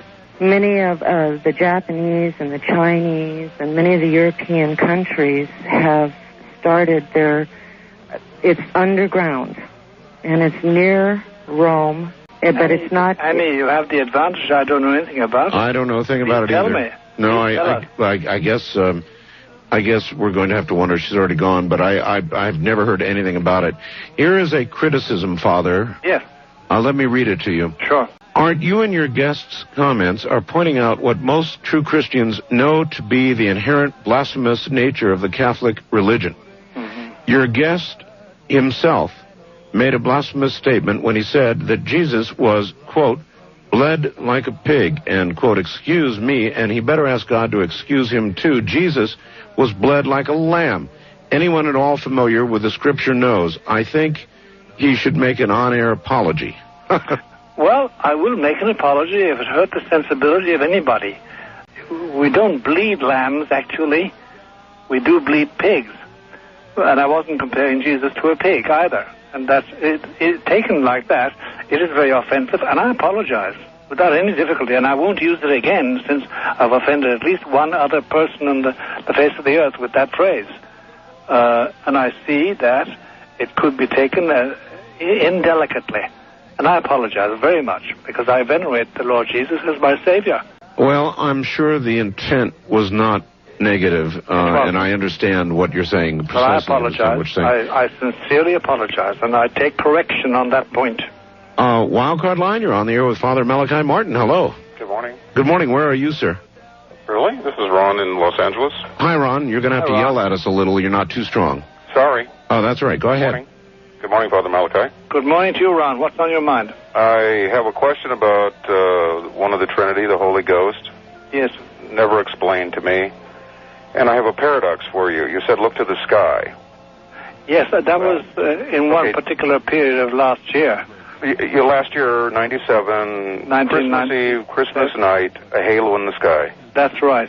Well, no, it was a period from the beginning of spring from the end of winter to the end of spring. Mm-hmm. There was a possibility that there would be some sign in the skies. There wasn't. Yeah, I saw a halo. Yes, there was, but it wasn't the sign I was looking for. You were looking for it? Yeah. Does the color of the halo make any difference? I don't think so. The sign I'm looking for is not of that kind. Would have been unmistakable. Unmistakable. Well, that's my paradox. What was it? Well, Ron, I'd rather wait until we will see it, because it will be in the skies in these years. But it hasn't come yet. Okay. We will know it when we see it, unmistakably. Okay, thank you. All right, thank you. East of the Rockies, you're on the air with Father Malachi Martin. Hi. Hi, this is Charles in Tampa. Hi, Charles. Hi, Charles. I'd like to ask the Father, given that God is so incomprehensible, if he doesn't think that each culture will come up with a name and a mythology and a symbol set around God by its own cultural metaphors, and thus any other culture that we meet will know God, but by a different name. Yes, if I understand the question, here's what I would say to it. Charles, that's the name? Yes. That he is unknowable in himself, but he has taken trouble to reveal himself, and as Jesus said, who sees me sees the Father. Who knows me knows the Father. And that's the only way we can know God, but we can know him in Christ. And whatever variation each culture puts on that, beginning with the color of the skin, because there are black Christs, Right. there are yellow Christ statues, and there are Occidental-looking Christs and Chinese-looking Christs, you know. Yes. That cultural variation is only a human way of talking about one and the same person, and when we finally look on his face, we will find that he's unique to himself. Well, of course, when you explain something to a child, you use metaphor because you're explaining something beyond his comprehension. That's right. That's right. It's a very simple thing. It's a question of pedagogy. But I'm sure the reality of Christ is stunning and will entail every trait of beauty that is than that. But we have got to wait until we see him in heaven, please God, before we know that. Thank you very much, sir. The cultural difference doesn't make a difference. All right, thank you, caller, and take care. Dear Art, Father Martin has made several references to a different government in the United States in the coming years or so. Can he explain what he refers to? Well, here's what I mean.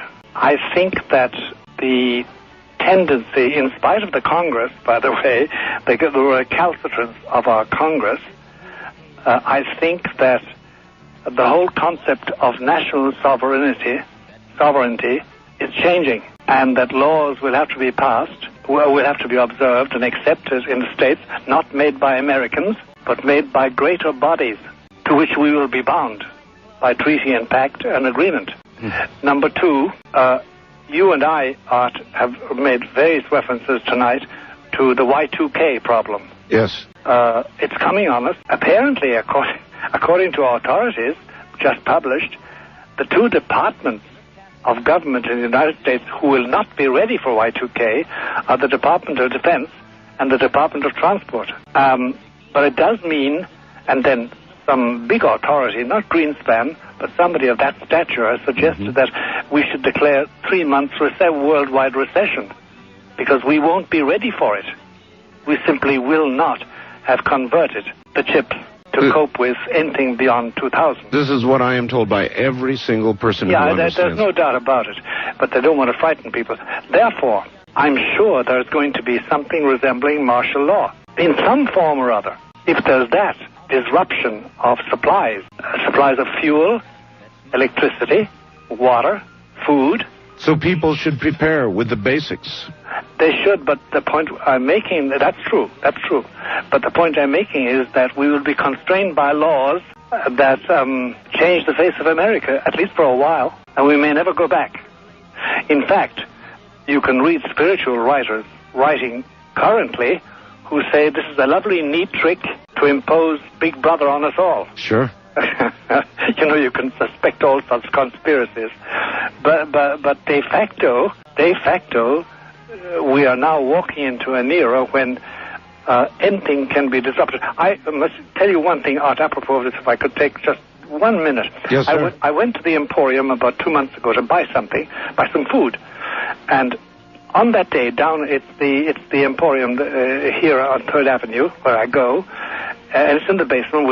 And the lines were all crowded, and all the women were, the tellers were dispensing their money, and the etc. People were walking out with their food, and there were lines, and there always are lines. And suddenly, the electricity died out, and no computer worked. Yes. And we stood in mute silence, paralyzed. We couldn't get our money. They couldn't take our money. We couldn't get our food. We didn't want to go. We had already taken our supplies in the usual little carts they give us. But it was a symbol of what can happen when the juice stops. It was very frightening. Yes. There was a movie that I recently saw, which I just at this moment cannot recall the title of. But it was about exactly that scenario. The power went off, and the power stayed off. And in the first little bit of the time, everything was relatively normal. People got candles. That's right. But very shortly, the food stopped, the sales stopped, tempers frayed, cars stopped. Yep. People began running out of gas. That's right. It turned into absolute anarchy, murderous, I might add, anarchy, very quickly. And there had to be martial law. Where possible. Now, we are a nation of 260 million people. Mm-hmm. And really the only thing that allows law and order to reign is the basic respect of the massive number of people. That's right.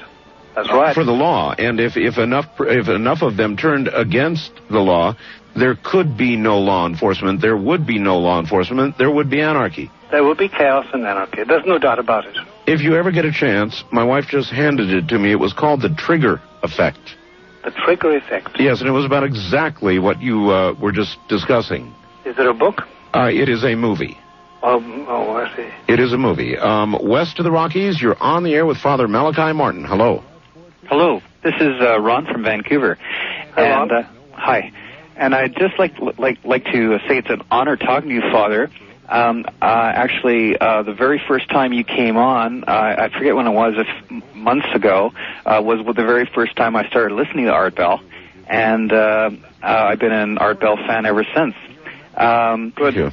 Yes. Very good. And I was wondering, this business about the cloning, I really don't think there would, if they would clone, it wouldn't really matter, because wasn't Christ's truth power spiritual, and didn't it indeed come from God Himself? Well, you see, Christ was God, is God. Yes. Being the Son of God. He's God's Word. Yeah, it would be. That's why I said to Art that theoretically it sounds possible. Practically speaking, he couldn't be cloned. Well, you know? why would all the unless God chose that as the method? Now, I just thought, sort of idly, what a great joke on the scientists, but yeah, it would be. The only thing is that the revelation, which we're supposed to accept, we do accept, says that Christ Himself, the historical figure Christ, will return in His entirety on the last day for the final judgment, and not a clone, but Himself, with that body and that blood and that divinity, which we receive in Holy Communion. Have you given much thought to how far off that day is? Yes, I have. And I don't use the word far. I mean, we meet on a night when there is news of an exorcist brutally murdered, when there's news of murders and suicides in the Vatican, and yes. Things that are just virtually unthinkable, would have been unthinkable. I know. And these seem to be signs pointing towards something. Of course they are, and the behavior of what we call El Nino is part and parcel of it all. And the earthquake in Japan, 7-point-something, is 7.7, Father. What's that? 7.7. 7.7, yes.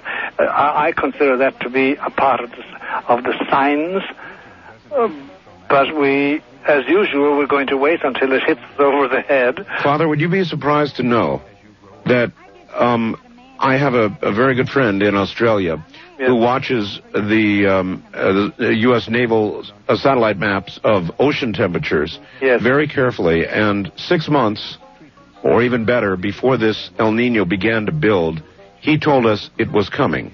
Now, the El Nino has just started to lessen, and I just spoke with him, and he said, guess what? There's off the coast of Japan now, even bigger heating going on, indicating to him that there may be a larger El Nino building for this coming year. My Lord, that is very, very... I'm going to retain that fact. It's significant. Well, there are undeniable changes going on. A 75-square-mile portion of the Larsen B ice shelf just broke off.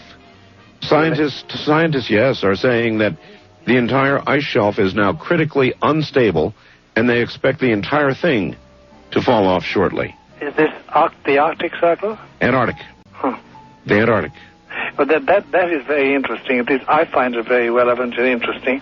You see, Art, I think that all of us, without going to extremes, we all have a feeling that something huge is coming.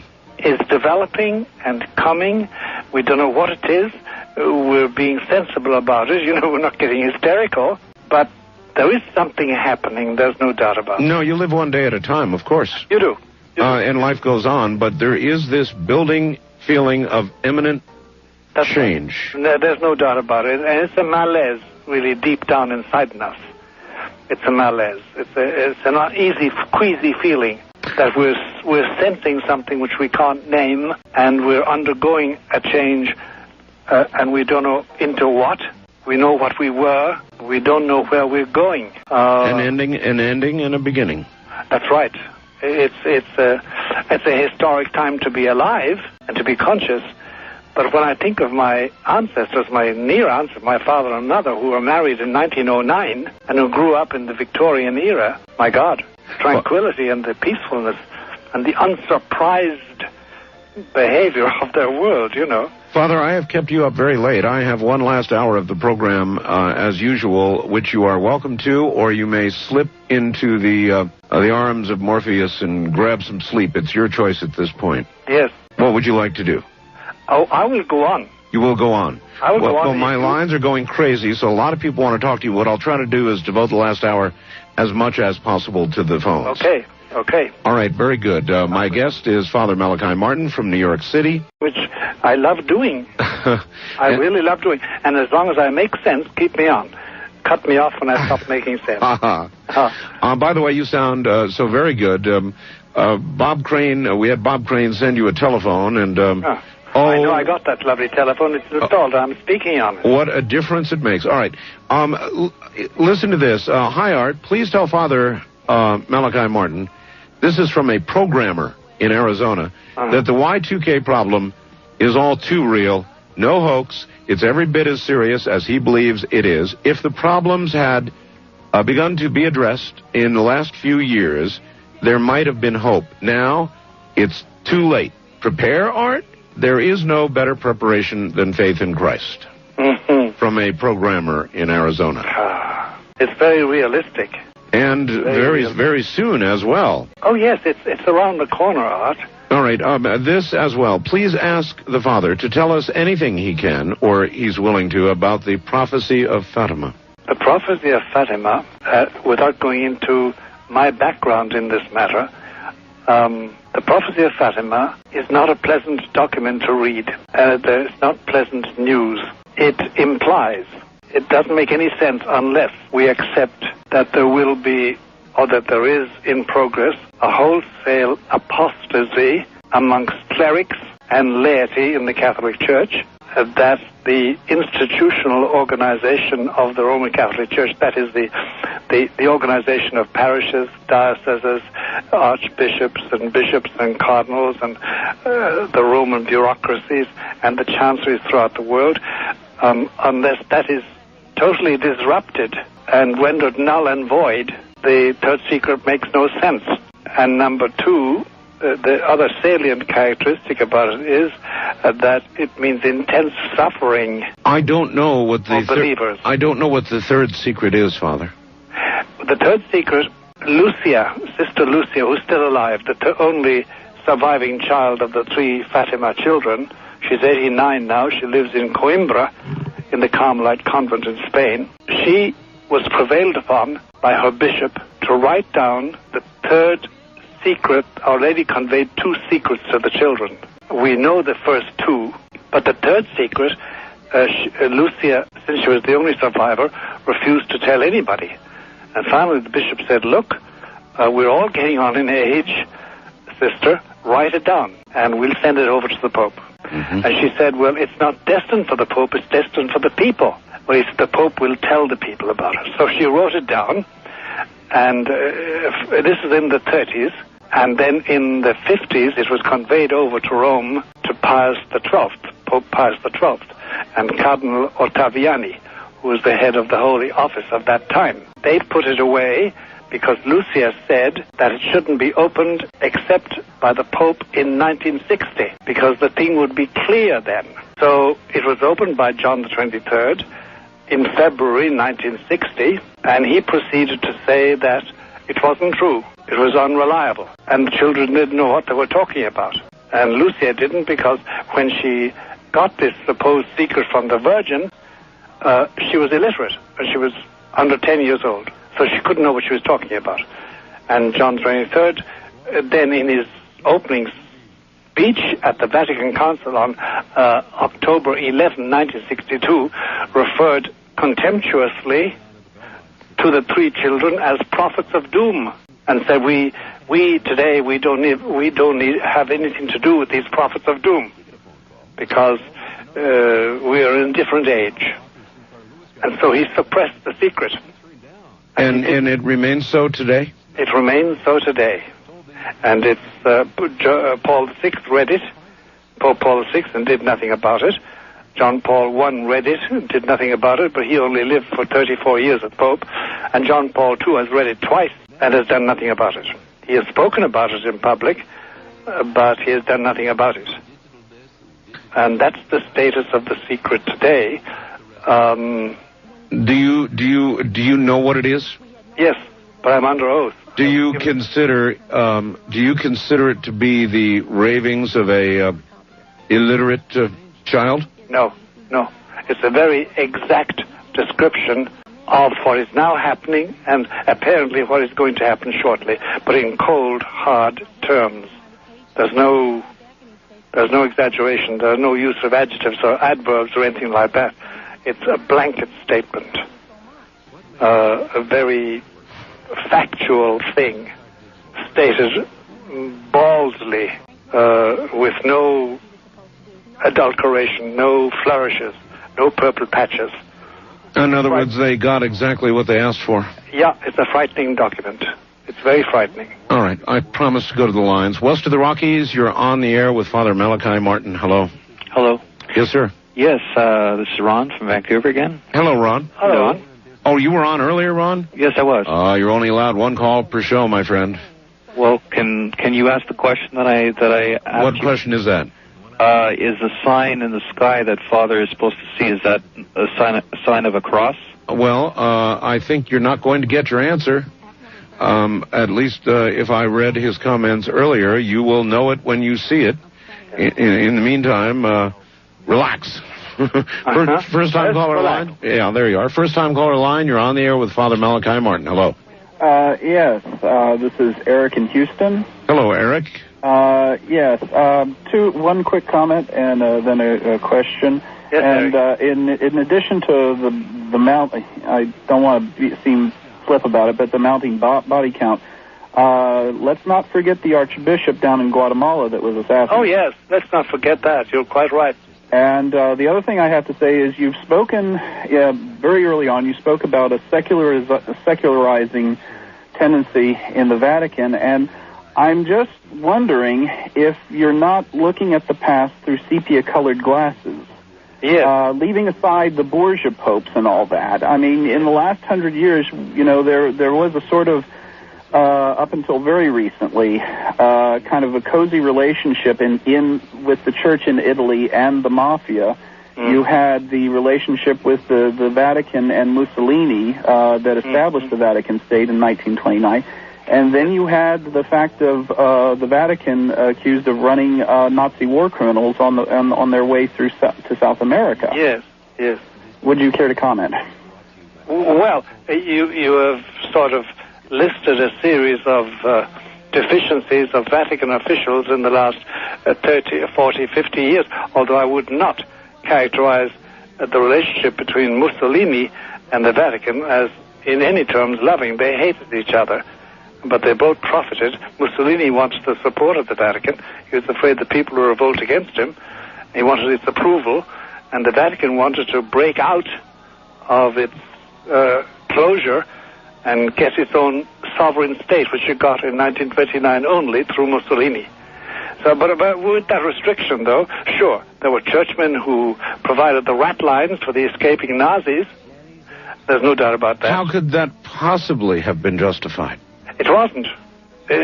Justified by money and ambition and stupidity and evil. And nobody's justifying it today at all. How then, Father, does that separate the Vatican then or now from whatever else goes on in the world that we decry and worry so about?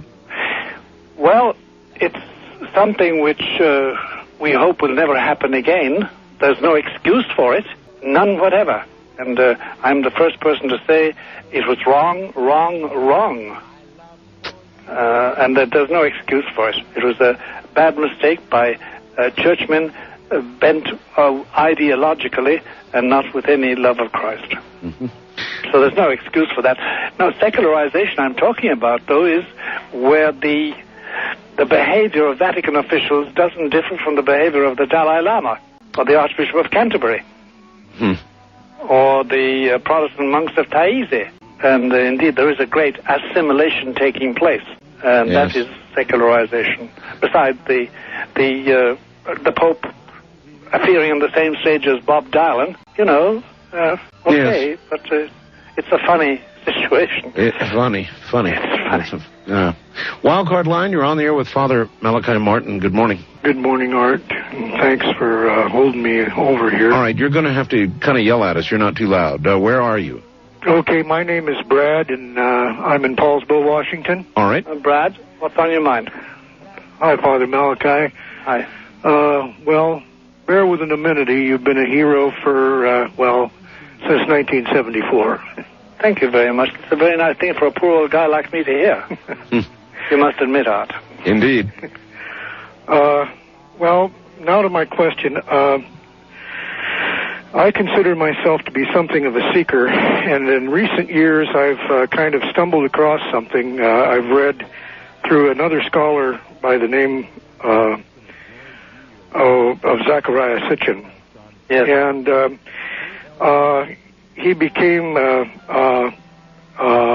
such a center of attention for me that I went to the trouble of trying to learn some of these languages myself so I could read it in the original. Mm-hmm. And some of the things that I found reminded me a lot of what I was seeing in the Old Testament. Yeah. And am I practicing something that is akin to apostasy here, or what's going on with this? Am I seeing what I think I'm seeing, or is there a connection here? You must tell us what you're seeing. Well, I see the story of Abraham being told, but in a different way. Father Abraham, and I see it being told from the viewpoint of someone who is being visited by something that may or may not be of this earth. Mm-hmm. And treating with it as if it is a living thing. Mm-hmm. And it causes me concern on the one hand, but on the other hand, I as it is something that is written in clay, yes, and something that is carried forward, I really don't see Mr. Splitfoot in it. Neither do I, actually, Brad. Neither do I. I'm cautious in my adhesion to it, but I don't see Mr. Splitfoot in it either. I'm just terribly cautious until I can get what we moderns call facts, But I agree with you. I'm very wary of it all because I want to be sure of the facts. That's all. All right.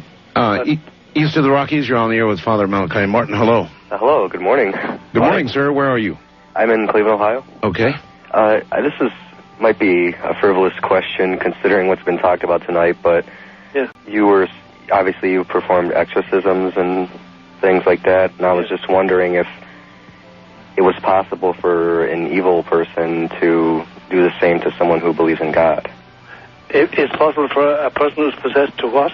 To, perform something akin to an exorcism on someone who does believe in God. In other words, for evil to corrupt a good person. Yeah, in the way that you would exorcise an evil spirit from a person, could someone do the same?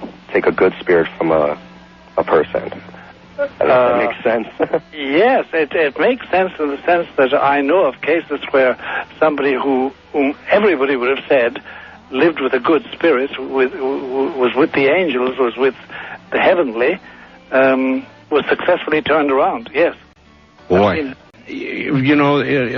so many things seem possible that a casual observer and thinker of our Lord just wouldn't imagine to be possible. Little children condemned to hell by their parents who know how to do it in a voice. So here we go. Yes. Wildcard line, you're on the air with Father Malachi Martin. Hi. Hello, Art. It's Steve from Vancouver, British Columbia. Hi, Steve. Yeah, I'm listening on CFUN. Yes, sir. Yeah, I just want to say, Art, that radio doesn't get any better than this, your show tonight. Well, yes, I agree with you. Father Martin, thank you for being you. Thank you. And thank you for bringing such comfort to me and so many other listeners in this time of stressful times. Thank you for saying that, sir. I feel that so deeply. I have a question. Yes. Can we as a conscious feeling majority ameliorate the negative devil-influenced scenario of today? Yes, we can, by prayer and by fasting and by having the grace of God in us. If we partake of the sacraments, we'll get that sanctifying grace, and we can mitigate it. The only restriction is that today there is no real coagulated community of believers. Instead, now we're broken up into small communities, and it's usually one-on-one. That's our isolation today, because in every country you can find, there are three components. There's the government, which is very important today in every country. Secondly, there's the business community. And thirdly, then there's a gaggle of organizations, NGOs, non-governmental organizations, everything from Mothers Against Drunk Driving over to the International Firemen's Association and the various churches, including the Roman Catholic Church, and we're all in the public square competing for men's attention. No longer is the church or a church or the church no longer has any privileged position in our modern public square. In fact, in the Constitution of the United States, whatever about Canada, the Supreme Court has said twice in the last 4 years that anybody who enters the public square in America with a religious ideology, he has no place.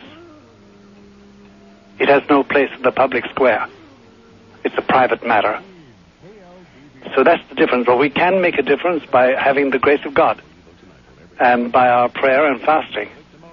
We can cast out devils. We can win. We can merit for other people. We can convert them by our prayers, because that's what Jesus died for. That's why we have the saints and the angels. But today it's an uphill battle.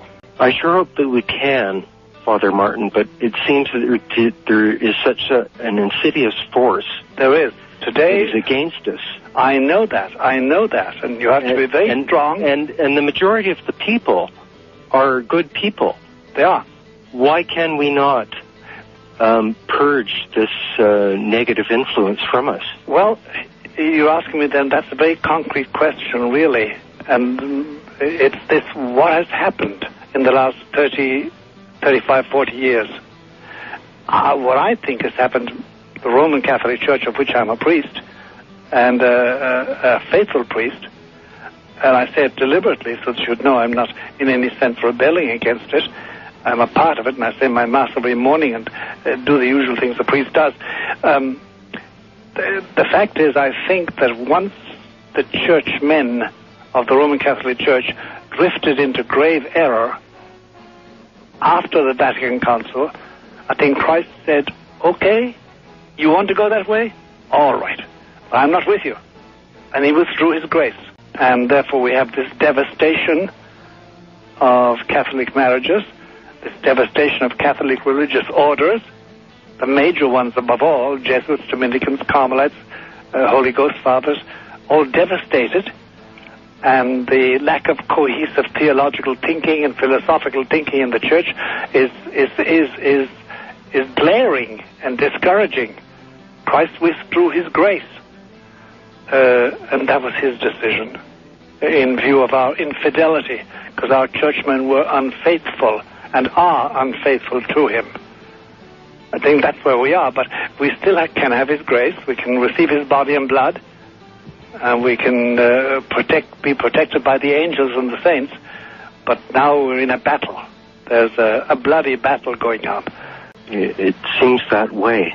It does. It is that way. It is that way.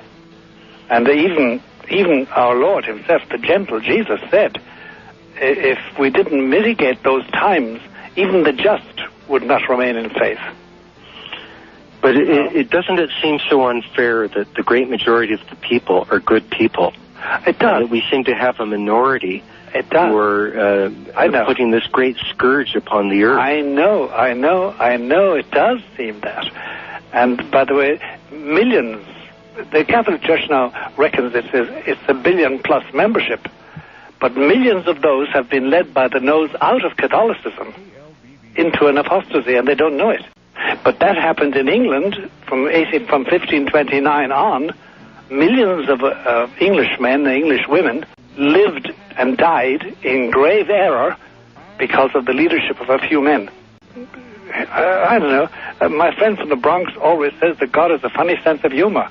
And this is not a sense of humor, but he has a way of treating things, and he deals with each individual soul delicately, tenderly, compassionately, but he deals with groups of people according to certain laws.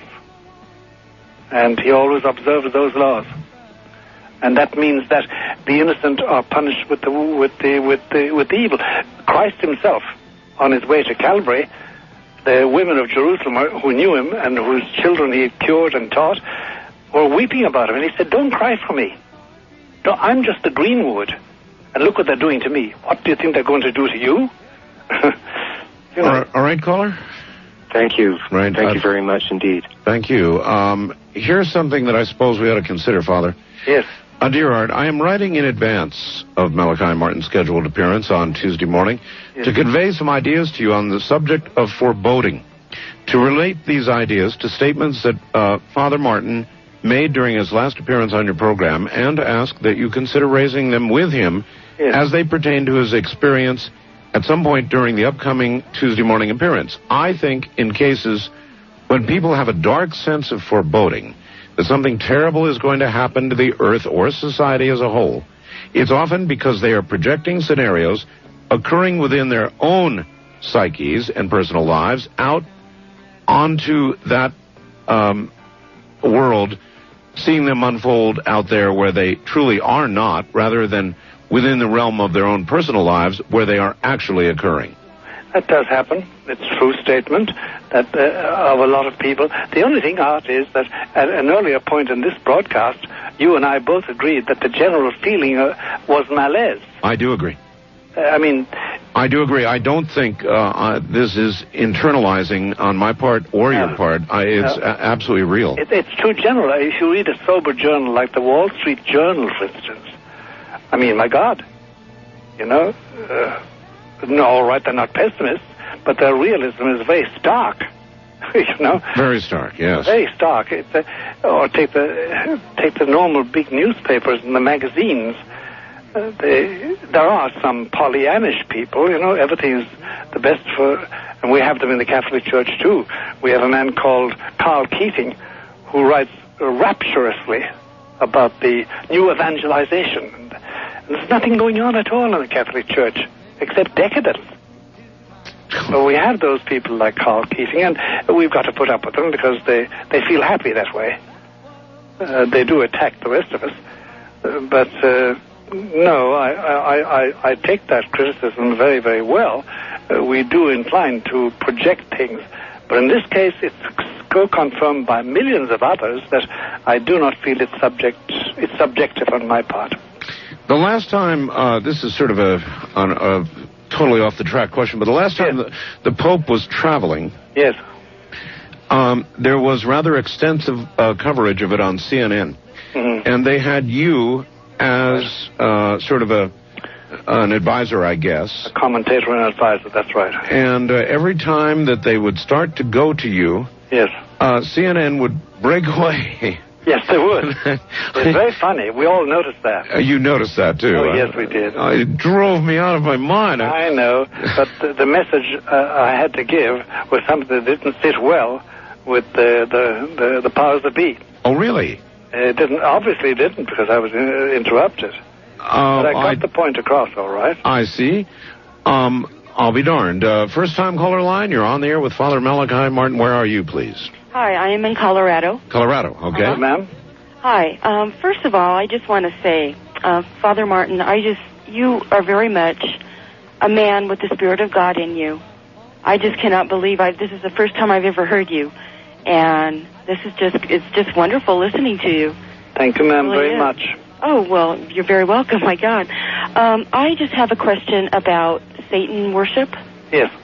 Well, this might sound kind of personal for me, but I think it might apply to a lot of other people out there that might be listening. Yes. About 6 years ago, my sister and I started having memories of things that had happened to us when we were small children. Mm-hmm. We remembered going out in the desert. My parents took us there. Yes. And it was out in the Mojave. And there was like a ceremony with this leader. And I don't remember too much because I don't let myself remember. But yes. What age were you?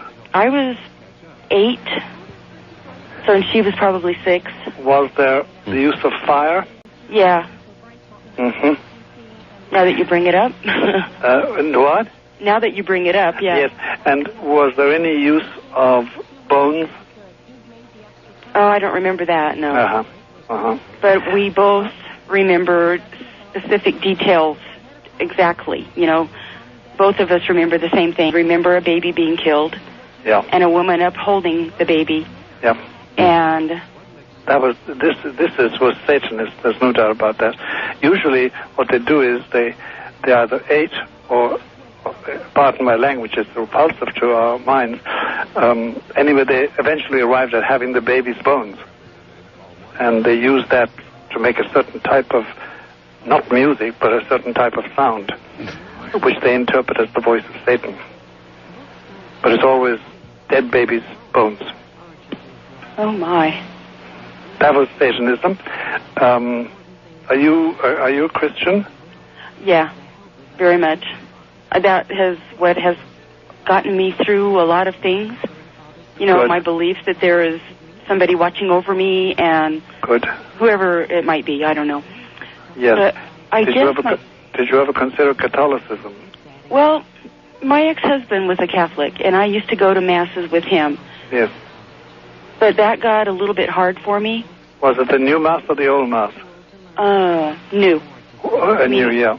Well, that wasn't in Latin. Is that what you mean? Yes, that's right. Yeah. It is. Well, that got me down too. I never went to it, but oh no. I always said the old mass and never said anything else. But the new mass would get me down anyway. But I'll tell you, without prolonging it too much. Next time you're in prayer, ask our Lord Jesus to enlighten you and to give you strength and guidance, as He has up to this. That was my question. How can I help myself to remember? Because I feel like I'm stuck. I wouldn't be intent on remembering so much. I would be intent on what I do now as regards the worship of Jesus, who is God, and the cultivation of His angels, and seeking out some good priest, a good priest, and talking to him. And surely in Colorado, you must find somebody. Would they believe me, though? What? Would they believe me? If they're a good priest, they'll believe you and they'll know what I know from what you say.